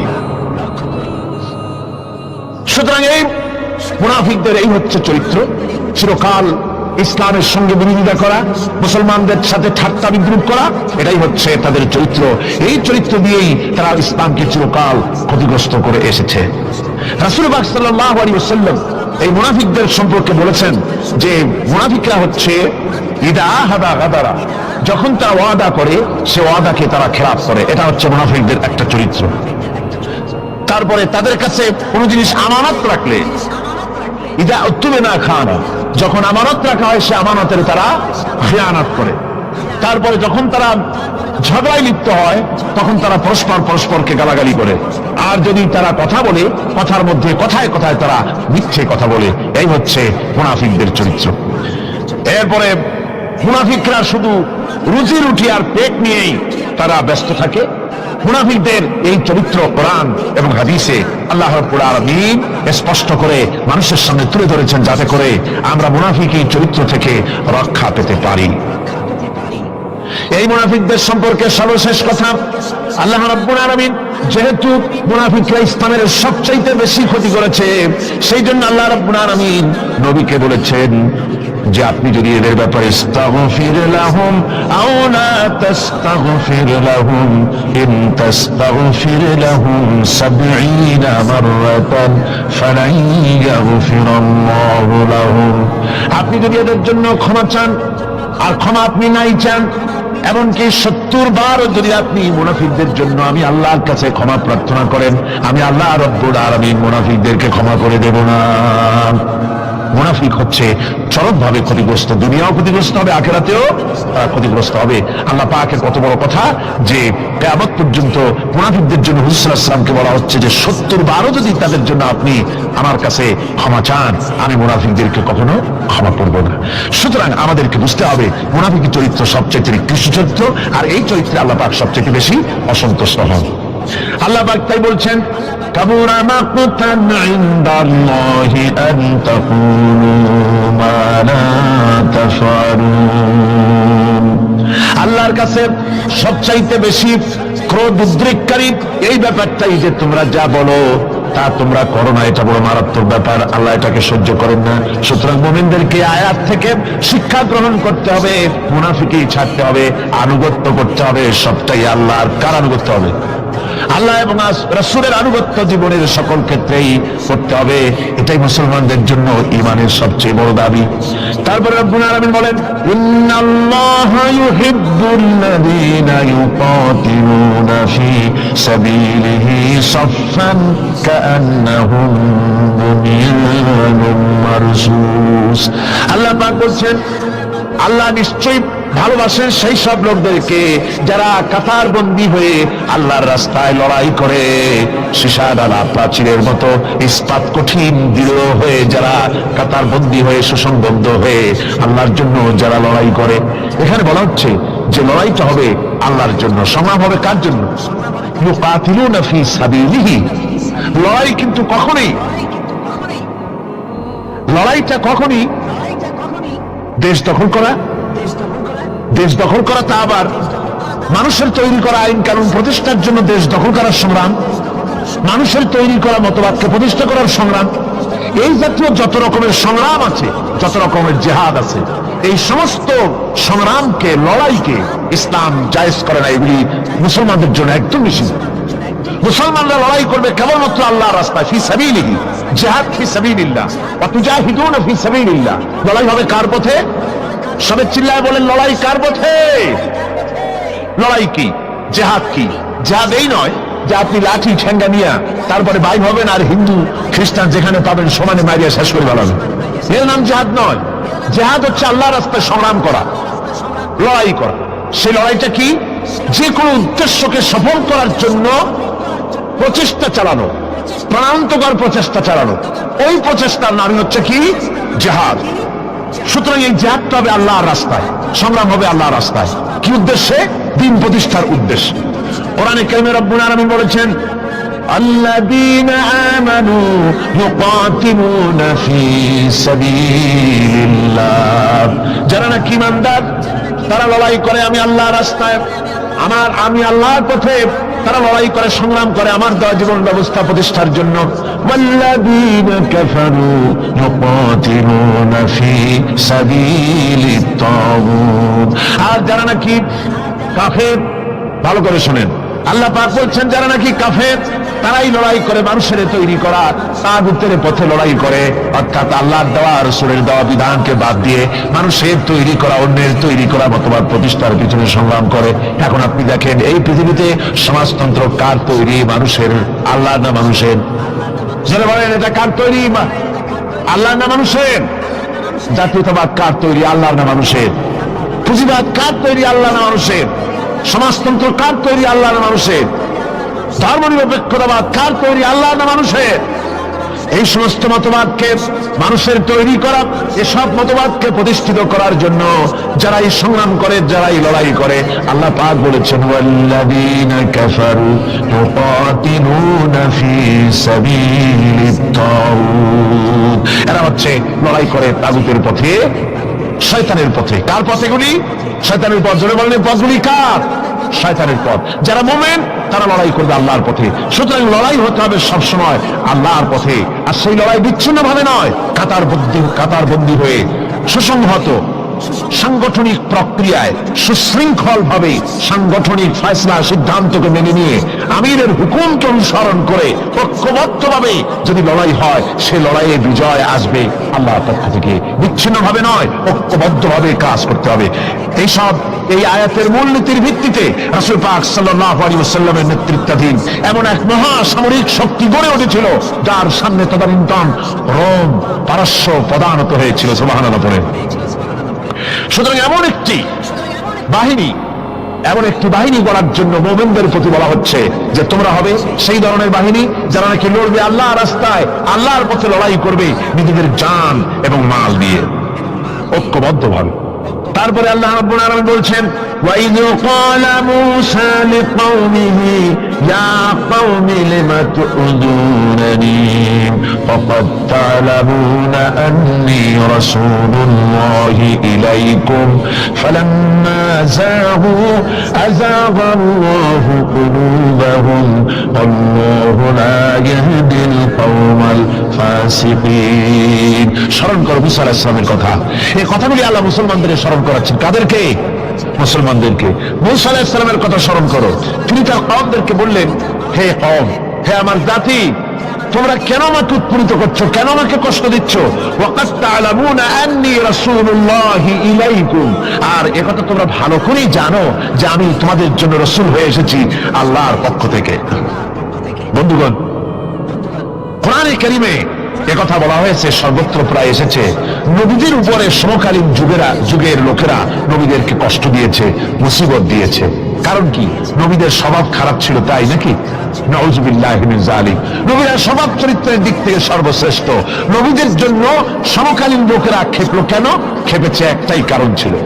নবীদের বিরুদ্ধে খেপার একটি কারণ, তা হচ্ছে নবীরা দুনিয়ার মানুষের সামনে বলেছেন, ইয়া কওমি ইবুদুল্লাহা মা লাকুম মিন ইলাহিন গায়রু। নবীরা দাওয়াত দিয়েছেন, ও আমার কওম, ও আমার জাতি, এক আল্লাহ ছাড়া কারো গোলামি করা যাবে না, কারো আনুগত্য করো না, দাসত্ব করো, গোলামি করো একমাত্র আল্লাহ রাব্বুল আলামিনের। অন্য আয়াতে এসেছে, আল্লাহ পাক বলেছেন, ওয়ালাকাদ বা'আথনা ফী কুল্লি উম্মাতিন রাসূলা আন ইবুদুল্লাহা ওয়াজতানিবুত তাগুত। আমি এমন কোন জাতি নাই, এমন কোন দল নাই তাদের জন্য নবী প্রেরণ করি নাই। নবীরা গিয়া তাদেরকে বলেছেন, এক আল্লাহর গোলামি করো, আর মানুষের দাসত্ব তাগুতের গোলামি বর্জন করো, আল্লাহর গোলামি করো। এই কথা বলার সঙ্গে সঙ্গে তাগুত খেপে গেছে। কে খেপে গেছে?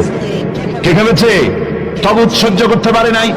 তাগুত বলা হয় সেই শক্তিকে যে শক্তি নিজে শুধু আল্লাহর আইন অমান্য করে বসে থাকে না, অন্যদেরকেও আল্লাহর আইন অমান্য করতে বাধ্য করে। ওরাই খেপে গেল, ওরা খেপে মার আরম্ভ করে দিল। হযরতে মুসা আলাইহিস সালাম মার খেয়েছেন। হযরতে মুসা আলাইহিস সালাম, হযরতে ঈসা আলাইহিস সালাম, ইব্রাহিম আলাইহিস সালাম, নূহ আলাইহিস সালাম, এমন কোন পয়গম্বর আছেন যিনি মার খান নাই? কোরআনে কারীম বলা হচ্ছে, ইয়া হাসরাতান আলাল ইবাদ মা ইয়াতিহিম মির রাসূলিন ইল্লা কানু বিহি ইস্তাহজিউন। আফসোস বান্দার উপরে, এমন একজন রাসূল পাঠাই নাই যার সঙ্গে সমকালীন যুগের লোকেরা ঠাট্টা করে নাই, বিদ্রুপ করে নাই, পাগল বলে নাই। এমন একজন পাঠাই নাই। যাকে পাঠিয়েছি তার সাথে সমকালীন লোকেরা ঝগড়া বিবাদ করেছে, মারধর করেছে, অত্যাচার করেছে। বিশ্বকবি, কবি সম্রাট আল্লামা ইকবাল রহমতুল্লাহ আলাইহি বলেছেন, সতীজা কা রহা হ্যায় अज़ल से ताइमरोज सतेजा का रहा है असल से ताइमरोज चरागे मुस्तफा भी से शरारे गुलाबी। মুস্তাফার দ্বীপ শিখার সাথে আবু লাহাবের অগ্নিস্ফুলিঙ্গের সংঘর্ষ চলে এসেছে। আবহমান কাল থেকে শুরু হয়েছে, আজও চলছে, কিয়ামত পর্যন্ত চলতে থাকবে। তবে কিনা আবু জাহেলের, আবু লাহাবের অগ্নিস্ফুলিঙ্গ নির্বাপিত হয়ে যাবে, আর মুস্তাফা সাল্লাল্লাহু আলাইহি ওয়াসাল্লামের দ্বীপ শিখা জ্বলতেই থাকবে, নিভে যাবে না। সুবহানাল্লাহ পড়ে, নিভে যাবে না। কারণ হচ্ছে আল্লাহ পাক বলেছেন ইউরিদুনা লিইউতফিউ নূরাল্লাহি বিআফওয়াহিহিম ওয়াল্লাহু মুতিম্মু নূরিহি ওয়ালাউ কারিহাল কাফিরুন। কাফের বেঈমানেরা চায় মুখের ফু দিয়ে আমার আলোকে নির্বাপিত করে দেবে, আমার দ্বীনকে দুনিয়া থেকে মিটিয়ে দেবে। আল্লাহ পাক বলেন আমি আমার দ্বীনকে পূর্ণতা দান করব, যার জমকের সাথে আমার দ্বীন দুনিয়ার বুকে প্রতিষ্ঠিত হবে। তাতে কাফেরদের কলিজার ভিতরে যতই জ্বালা যন্ত্রণা হোক না কেন, ওদের মনে যত কষ্ট হোক, ইসলাম প্রতিষ্ঠিত হবে। আল্লাহ বলেছেন, কে বলেছেন? আল্লাহ পাক, আমি আমার দ্বীনকে পূর্ণতা দান করব। সুতরাং কাফেররা বাধা দিল নবীদের। কারা বাধা দিল? কাফেররা। যারা বাধা দিল তারা সংখ্যায় 3 শ্রেণী। কয় শ্রেণী? ভালো করে মনে রাখেন, 3 শ্রেণীর লোকেরা নবীদেরকে বাধা দিয়েছে। মুসা আলাইহিস সালাম বলছেন, কেন আমাকে কষ্ট দিচ্ছ অথচ তোমরা জানো যে আমি আল্লাহর রাসূল? এই যে পয়গম্বরদেরকে বাধা দিল 3 শ্রেণীর লোকেরা। কারা দিল? 3 শ্রেণীর লোকেরা দিল। প্রথম শ্রেণী হচ্ছে রাষ্ট্রশক্তি। প্রথম কারা? 2 নম্বরে বাধা দিল বিত্তশালী, যাদের টাকা আছে, পয়সা আছে, বড় লোক। এই বিত্তশালী ধনাঢ্য ব্যক্তি হলো 2 নম্বর। আর 3 নম্বরে বাধা দিল ধর্মের নামের এক শ্রেণীর ব্যবসায়ীর দল। তাহলে কয়টা হলো? 3টা। 3 শ্রেণীর লোকেরা বাধা দিয়েছে নবীদেরকে। বর্তমানে তারা আর নাই। জি, বর্তমানেও আছে, ভবিষ্যতেও থাকবে। 3 শ্রেণীর লোকেরাই বাধা দিয়েছে, বর্তমানেও দিচ্ছে, ভবিষ্যতেও। এই 3 শ্রেণীর প্রথম শ্রেণী হলো রাষ্ট্রশক্তি। রাষ্ট্রশক্তি বাধা দিল কেন? কেন বাধা দিল? রাষ্ট্রশক্তি যেমন ফেরাউন, রাষ্ট্রশক্তি নমরুদ, রাষ্ট্রশক্তি হচ্ছে আবু জেহেল, আবু লাহাব, আবু সুফিয়ান, উতবা, সাইবা, মুগীরা, এরা বাধা দিল। রাষ্ট্রশক্তি বাধা দিল। বাধা দেওয়ার কারণ হলো রাসূলুল্লাহ বলেছেন, নবীরা বলেছেন, তারা বলেছেন সবাই ইয়া কওমি ইবুদুল্লাহ মা লাকুম মিন ইলাহিন গায়রু।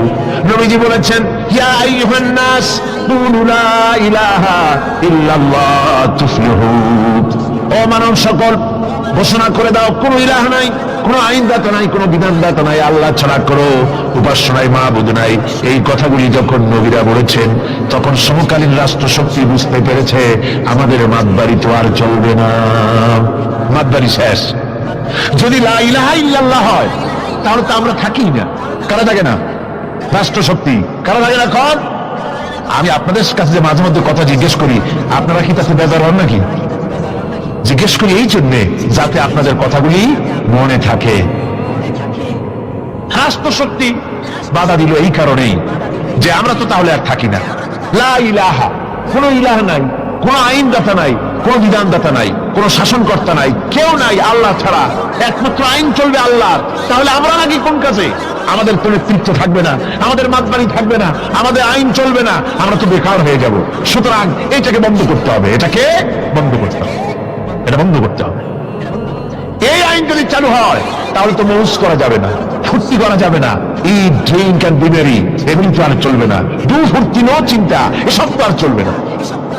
মদ খাওয়া, জুয়া খেলা, শয়তানি করা, বদমাশি করা, জনগণের টাকা নিয়ে নিজের বাপের সম্পত্তি মনে করে তা গ্রহণ করা, এভাবে করে সর্বনাশ করা তো আর চলবে না, মাতবাড়ি তো চলবে না। সুদ যদি কোন দেশ আল্লাহর কোরআন অনুযায়ী হারাম ঘোষিত হয়, আল্লাহ তো হারাম করে দিয়েছে, দেশে যদি সুদমুক্ত ব্যাংকিং চালু হয় তাহলে উপকৃত হবে শুধু মুসলমান না সব জাতের মানুষ? সব জাতের মানুষ। সুদ দিয়ে মানুষ শোষিত হয়। মদ যদি বন্ধ হয়ে যায়, রাষ্ট্রশক্তি যদি কোরআনের আইন অনুযায়ী, আল্লাহ বলেছেন মদ হারাম, মদ যদি নিষিদ্ধ ঘোষিত হয়, উপকার পাবে না সবাই উপকার পাবে? জেনা যদি বন্ধ হয়ে যায়, সরকার কর্তৃক জেনা যদি বন্ধ করে দেওয়া হয়, তাহলে উপকার কে মুসলমানদের না সারা পৃথিবীর সমস্ত মানুষের? পর্দা করা ফরজ, এই পর্দা প্রথা যদি চালু হয় তাহলে নারীর ইজ্জত রক্ষা হবে শুধু মুসলমানদের না সারা পৃথিবীর সমস্ত নারীর? তো দেখুন, ইসলামের মদ বলেন, সুদ বলেন, ঘুষ বলেন, জেনা বলেন, জুয়া বলেন, যত রকমের আইন ইসলাম করেছে, চোরের হাত কাটা আইন হোক, আর আপনার হত্যাকারীকে কতল করাই হোক, কিসাস হোক, যত রকম আইন করেছে, সমস্ত আইন দ্বারা উপকৃত হবে সারা পৃথিবীর সমস্ত মানুষ। এই জন্য ইসলাম সাম্প্রদায়িক নয়, মুসলমানেরও সাম্প্রদায়িক নয়। ইসলাম হচ্ছে সার্বজনীন, ইসলাম হচ্ছে বিশ্বজনীন। আজকে রাষ্ট্রশক্তি 1 নম্বরেই বাধা দেয় তাদের ক্ষমতাকে টিকিয়ে রাখার জন্য, ক্ষমতাকে কুক্ষিগত করার জন্য হারাম ভাবে, অবৈধভাবে সরকারের জনগণের মালকে সম্পদকে ভক্ষণ করার জন্য নিজেদের ফুর্তি, নিজেদের মনের চাহিদা, নিজেদের নাফস এবং প্রবৃত্তি অনুযায়ী চলার জন্য তারা এই নিজেদের ক্ষমতাকে টিকিয়ে রাখার জন্য ইসলামকে চিরকাল তারা বাধা দিয়ে এসছে। 2 নম্বরে বাধা দিয়েছে যারা, সেটা হচ্ছে কি? বৃত্তশালী ধনী ব্যক্তিরা, বৃত্তশালী ধার্য ব্যক্তিরা, ওরাই ইসলামের চিরকাল ইসলামের বাধা দিয়ে আসছে, এখনো দিচ্ছে, ভবিষ্যতে দেবে, তবে সব না।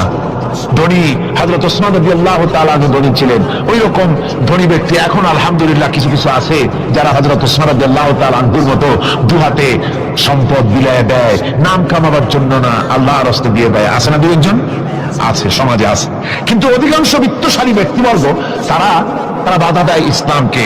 বাধা দেয় কেন? বাধা দিয়েছিল মুসা আলাইহিস সালামের জামানায়, হুজুরের জামানায় উমাইয়া বাধা দিয়েছিল।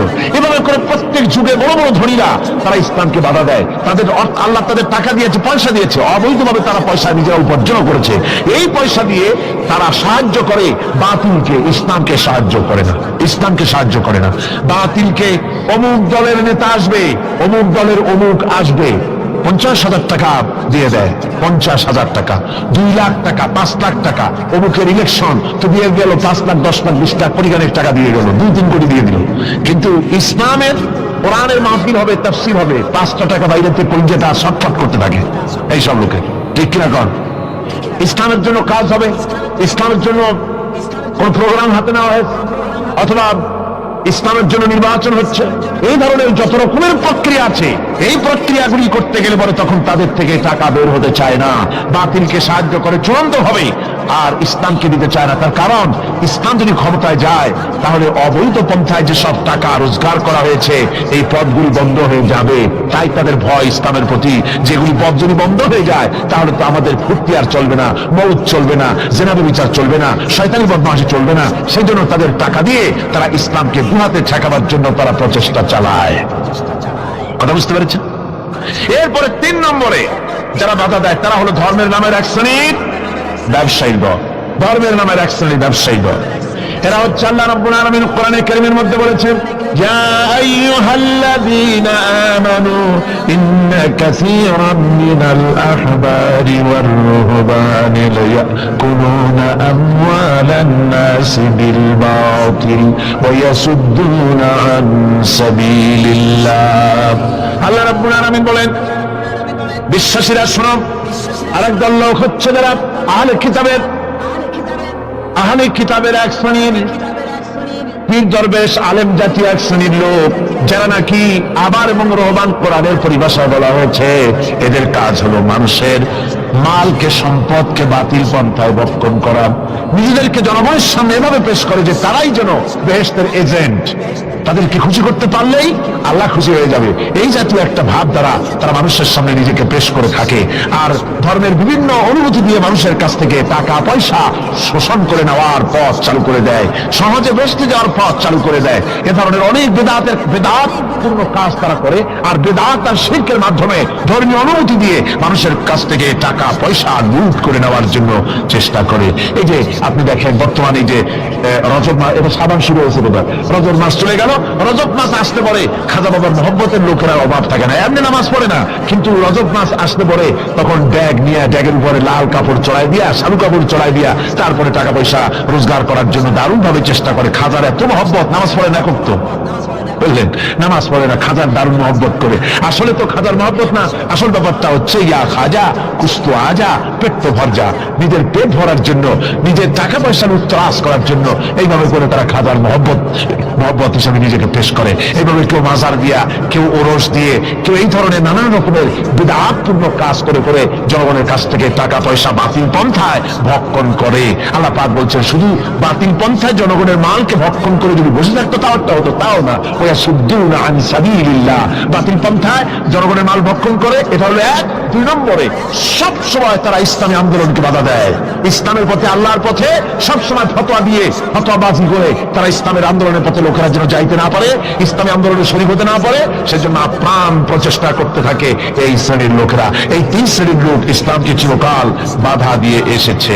তাই আমি আজকে আপনাদের সামনে এই কথাই বলতে চাই যে আল্লাহ রাব্বুল আলামিন কোরআনে কারীমের এই সূরাটির এই আয়াতগুলির মধ্যে পরিষ্কার করে আমাদের সামনে বলে দিলেন যে মুনাফিকি বর্জন করতে হবে। এক নম্বরে কি? মুনাফিকি বর্জন করতে হবে। মুনাফিকি মারাত্মক রোগ, সেই রোগগুলি সম্পর্কে আমি আপনাদের সামনে আলোচনা করেছি। 2 নম্বরে বলা হয়েছে আল্লাহ ঘৃণিত, সর্বাধিক ঘৃণিত ব্যক্তি আল্লাহর কাছে মুনাফিকরা। সর্বাধিক ঘৃণিত কারা? মুনাফিকরা। আর সবচাইতে আল্লাহ ভালোবাসেন কাদেরকে? যারা নাকি কাতারবদ্ধভাবে আল্লাহর রাস্তায় লড়াই করে আল্লাহর দ্বীন প্রতিষ্ঠার জন্য, তারা হলো আল্লাহ সবচাইতে বেশি প্রিয়। আর 3 নম্বরে আজকের আলোচনায় আসলো যে নবীদেরকে যেভাবে যারা যন্ত্রণা দিয়েছে কাফের বেঈমানেরা, এই যারা যন্ত্রণার সিলসিলা চলতেছে, চলবে। তবে মনে রেখো, বনী ইসরাঈলরা যেভাবে মুসা আলাইহিস সালাম, ঈসা আলাইহিস সালামকে বাধা দিয়ে যেভাবে বিপদগ্রস্ত হয়েছে, তোমরা মুসলমানেরা যদি নবীদেরকে এভাবে নির্যাতন করো, তোমাদেরকেও নির্যাতিত হতে হবে। আল্লাহর গজব তোমাদের উপরেও আসবে। এখন আমি মুনাজাত করব। মুনাজাতের জন্য দাঁড়ানো ভাইরা বসো। এই যে দাঁড়ানো ভাই যত আছেন, ডানে বামে সমস্ত মুসলমান মাহফিলের মাঝখানে যারা দাঁড়াইছেন, সব বসুন। এক মুহূর্তের ভিতরে বসে বলুন, মুনাজাতে শরীক হন। সমস্ত মুসলমান ভাইরা যার যার জায়গায় বসে মুনাজাতে শরীক হয়ে যান। মুনাজাতের পর আযান হবে, এশার নামাজ বা জামাত আপনারা আদায় করে যাবেন। এত বড় জামাত যেন কেউ নষ্ট করবেন না। আপনাদের মাহফিলে আসা, বসা, শোনা সবটাই বরকতপূর্ণ হবে যদি জামাতে নামাজ আদায় করে যান। আর জামাত ছেড়ে যাওয়া, এটা কোরআনে কারীমের মাহফিলে শুনতে এসে জামাত না পড়ে যাওয়া, এটা একটা দারুণ বেদরকতি হবে। আমি আশা করব আপনারা কেউ জামাত ছেড়ে যাবেন না। উজুর ব্যবস্থা দেওয়া আছে, উজুর ব্যবস্থা আছে। উজু না থাকলে উজু করে নেবেন। মুনাজাত শেষ হওয়ার সাথে সাথে যাদের উজু নাই, উজু করে আসবেন। আল্লাহুম্মা আমিন। ربنا ظلمنا أنفسنا وإن لم تغفر لنا وترحمنا لنكونن من الخاسرين ربنا لا تزغ قلوبنا بعد إذ هديتنا وهب لنا من لدنك رحمة إنك أنت الوهاب أي الله تعالى হাজার হাজার মুসলমান নরনারী ঠান্ডাকে উপেক্ষা করে তোমার দ্বীনের কথা শোনার জন্য, কোরআনে কারীমের কথা শোনার জন্য এই মাঠে এসে হাজির হয়েছে। আল্লাহ তুমি দয়া করে মেহেরবানি করে আলোচনার সওয়াবটুকু হুজুরে পুর নূর সাল্লাল্লাহু আলাইহি ওয়াসাল্লামের রূহ মোবারকে পৌঁছে দাও। রব্বুল আলামিন, আমাদের মধ্য থেকে যাদের মা বাপ দুনিয়া থেকে জন্মের মতো বিদায় হয়ে গেছে, আল্লাহ কবরে যদি আযাব থাকে দয়া করে আযাব মাফ করে দাও। আল্লাহ আমাদের মা বাবার উপরে তোমার রহমত নাযিল করো। রব্বিরহামহুমা কামা রাব্বায়ানি সগীরা, রব্বিরহামহুমা কামা রাব্বায়ানি সগীরা। হে আল্লাহ রাব্বুল আলামিন, এই মাহফিলে যত লোক আছি আমরা, কার কোন ব্যাধি আছে, রোগ আছে, আমরা তুমি ভালো করে জানো। আমাদের প্রত্যেকের ব্যাধিকে তুমি শিফায়ে আজলা দান করে দাও। اللهم حبب إلينا الإيمان وزينه في قلوبنا وكره إلينا الكفر والفسوق والعصيان واجعلنا من الراشدين ربنا تقبل منا إنك أنت السميع العليم وتب علينا إنك أنت التواب الرحيم سبحان ربك رب العزة عما يصفون وسلام على المرسلين الحمد لله رب العالمين واجعل آخر كلماتنا عند الموت لا إله إلا الله محمد رسول الله يا معشر الجن والإنس إن استطعتم أن تنفذوا من أقطار السماوات والأرض فانفذوا لا تنفذون إلا بسلطان হে পৃথিবীর মানুষেরা আর জেনেরা, যদি সম্ভব হয় আমার আকাশের নিচের থেকে জমিনের উপর থেকে বেরিয়ে যা।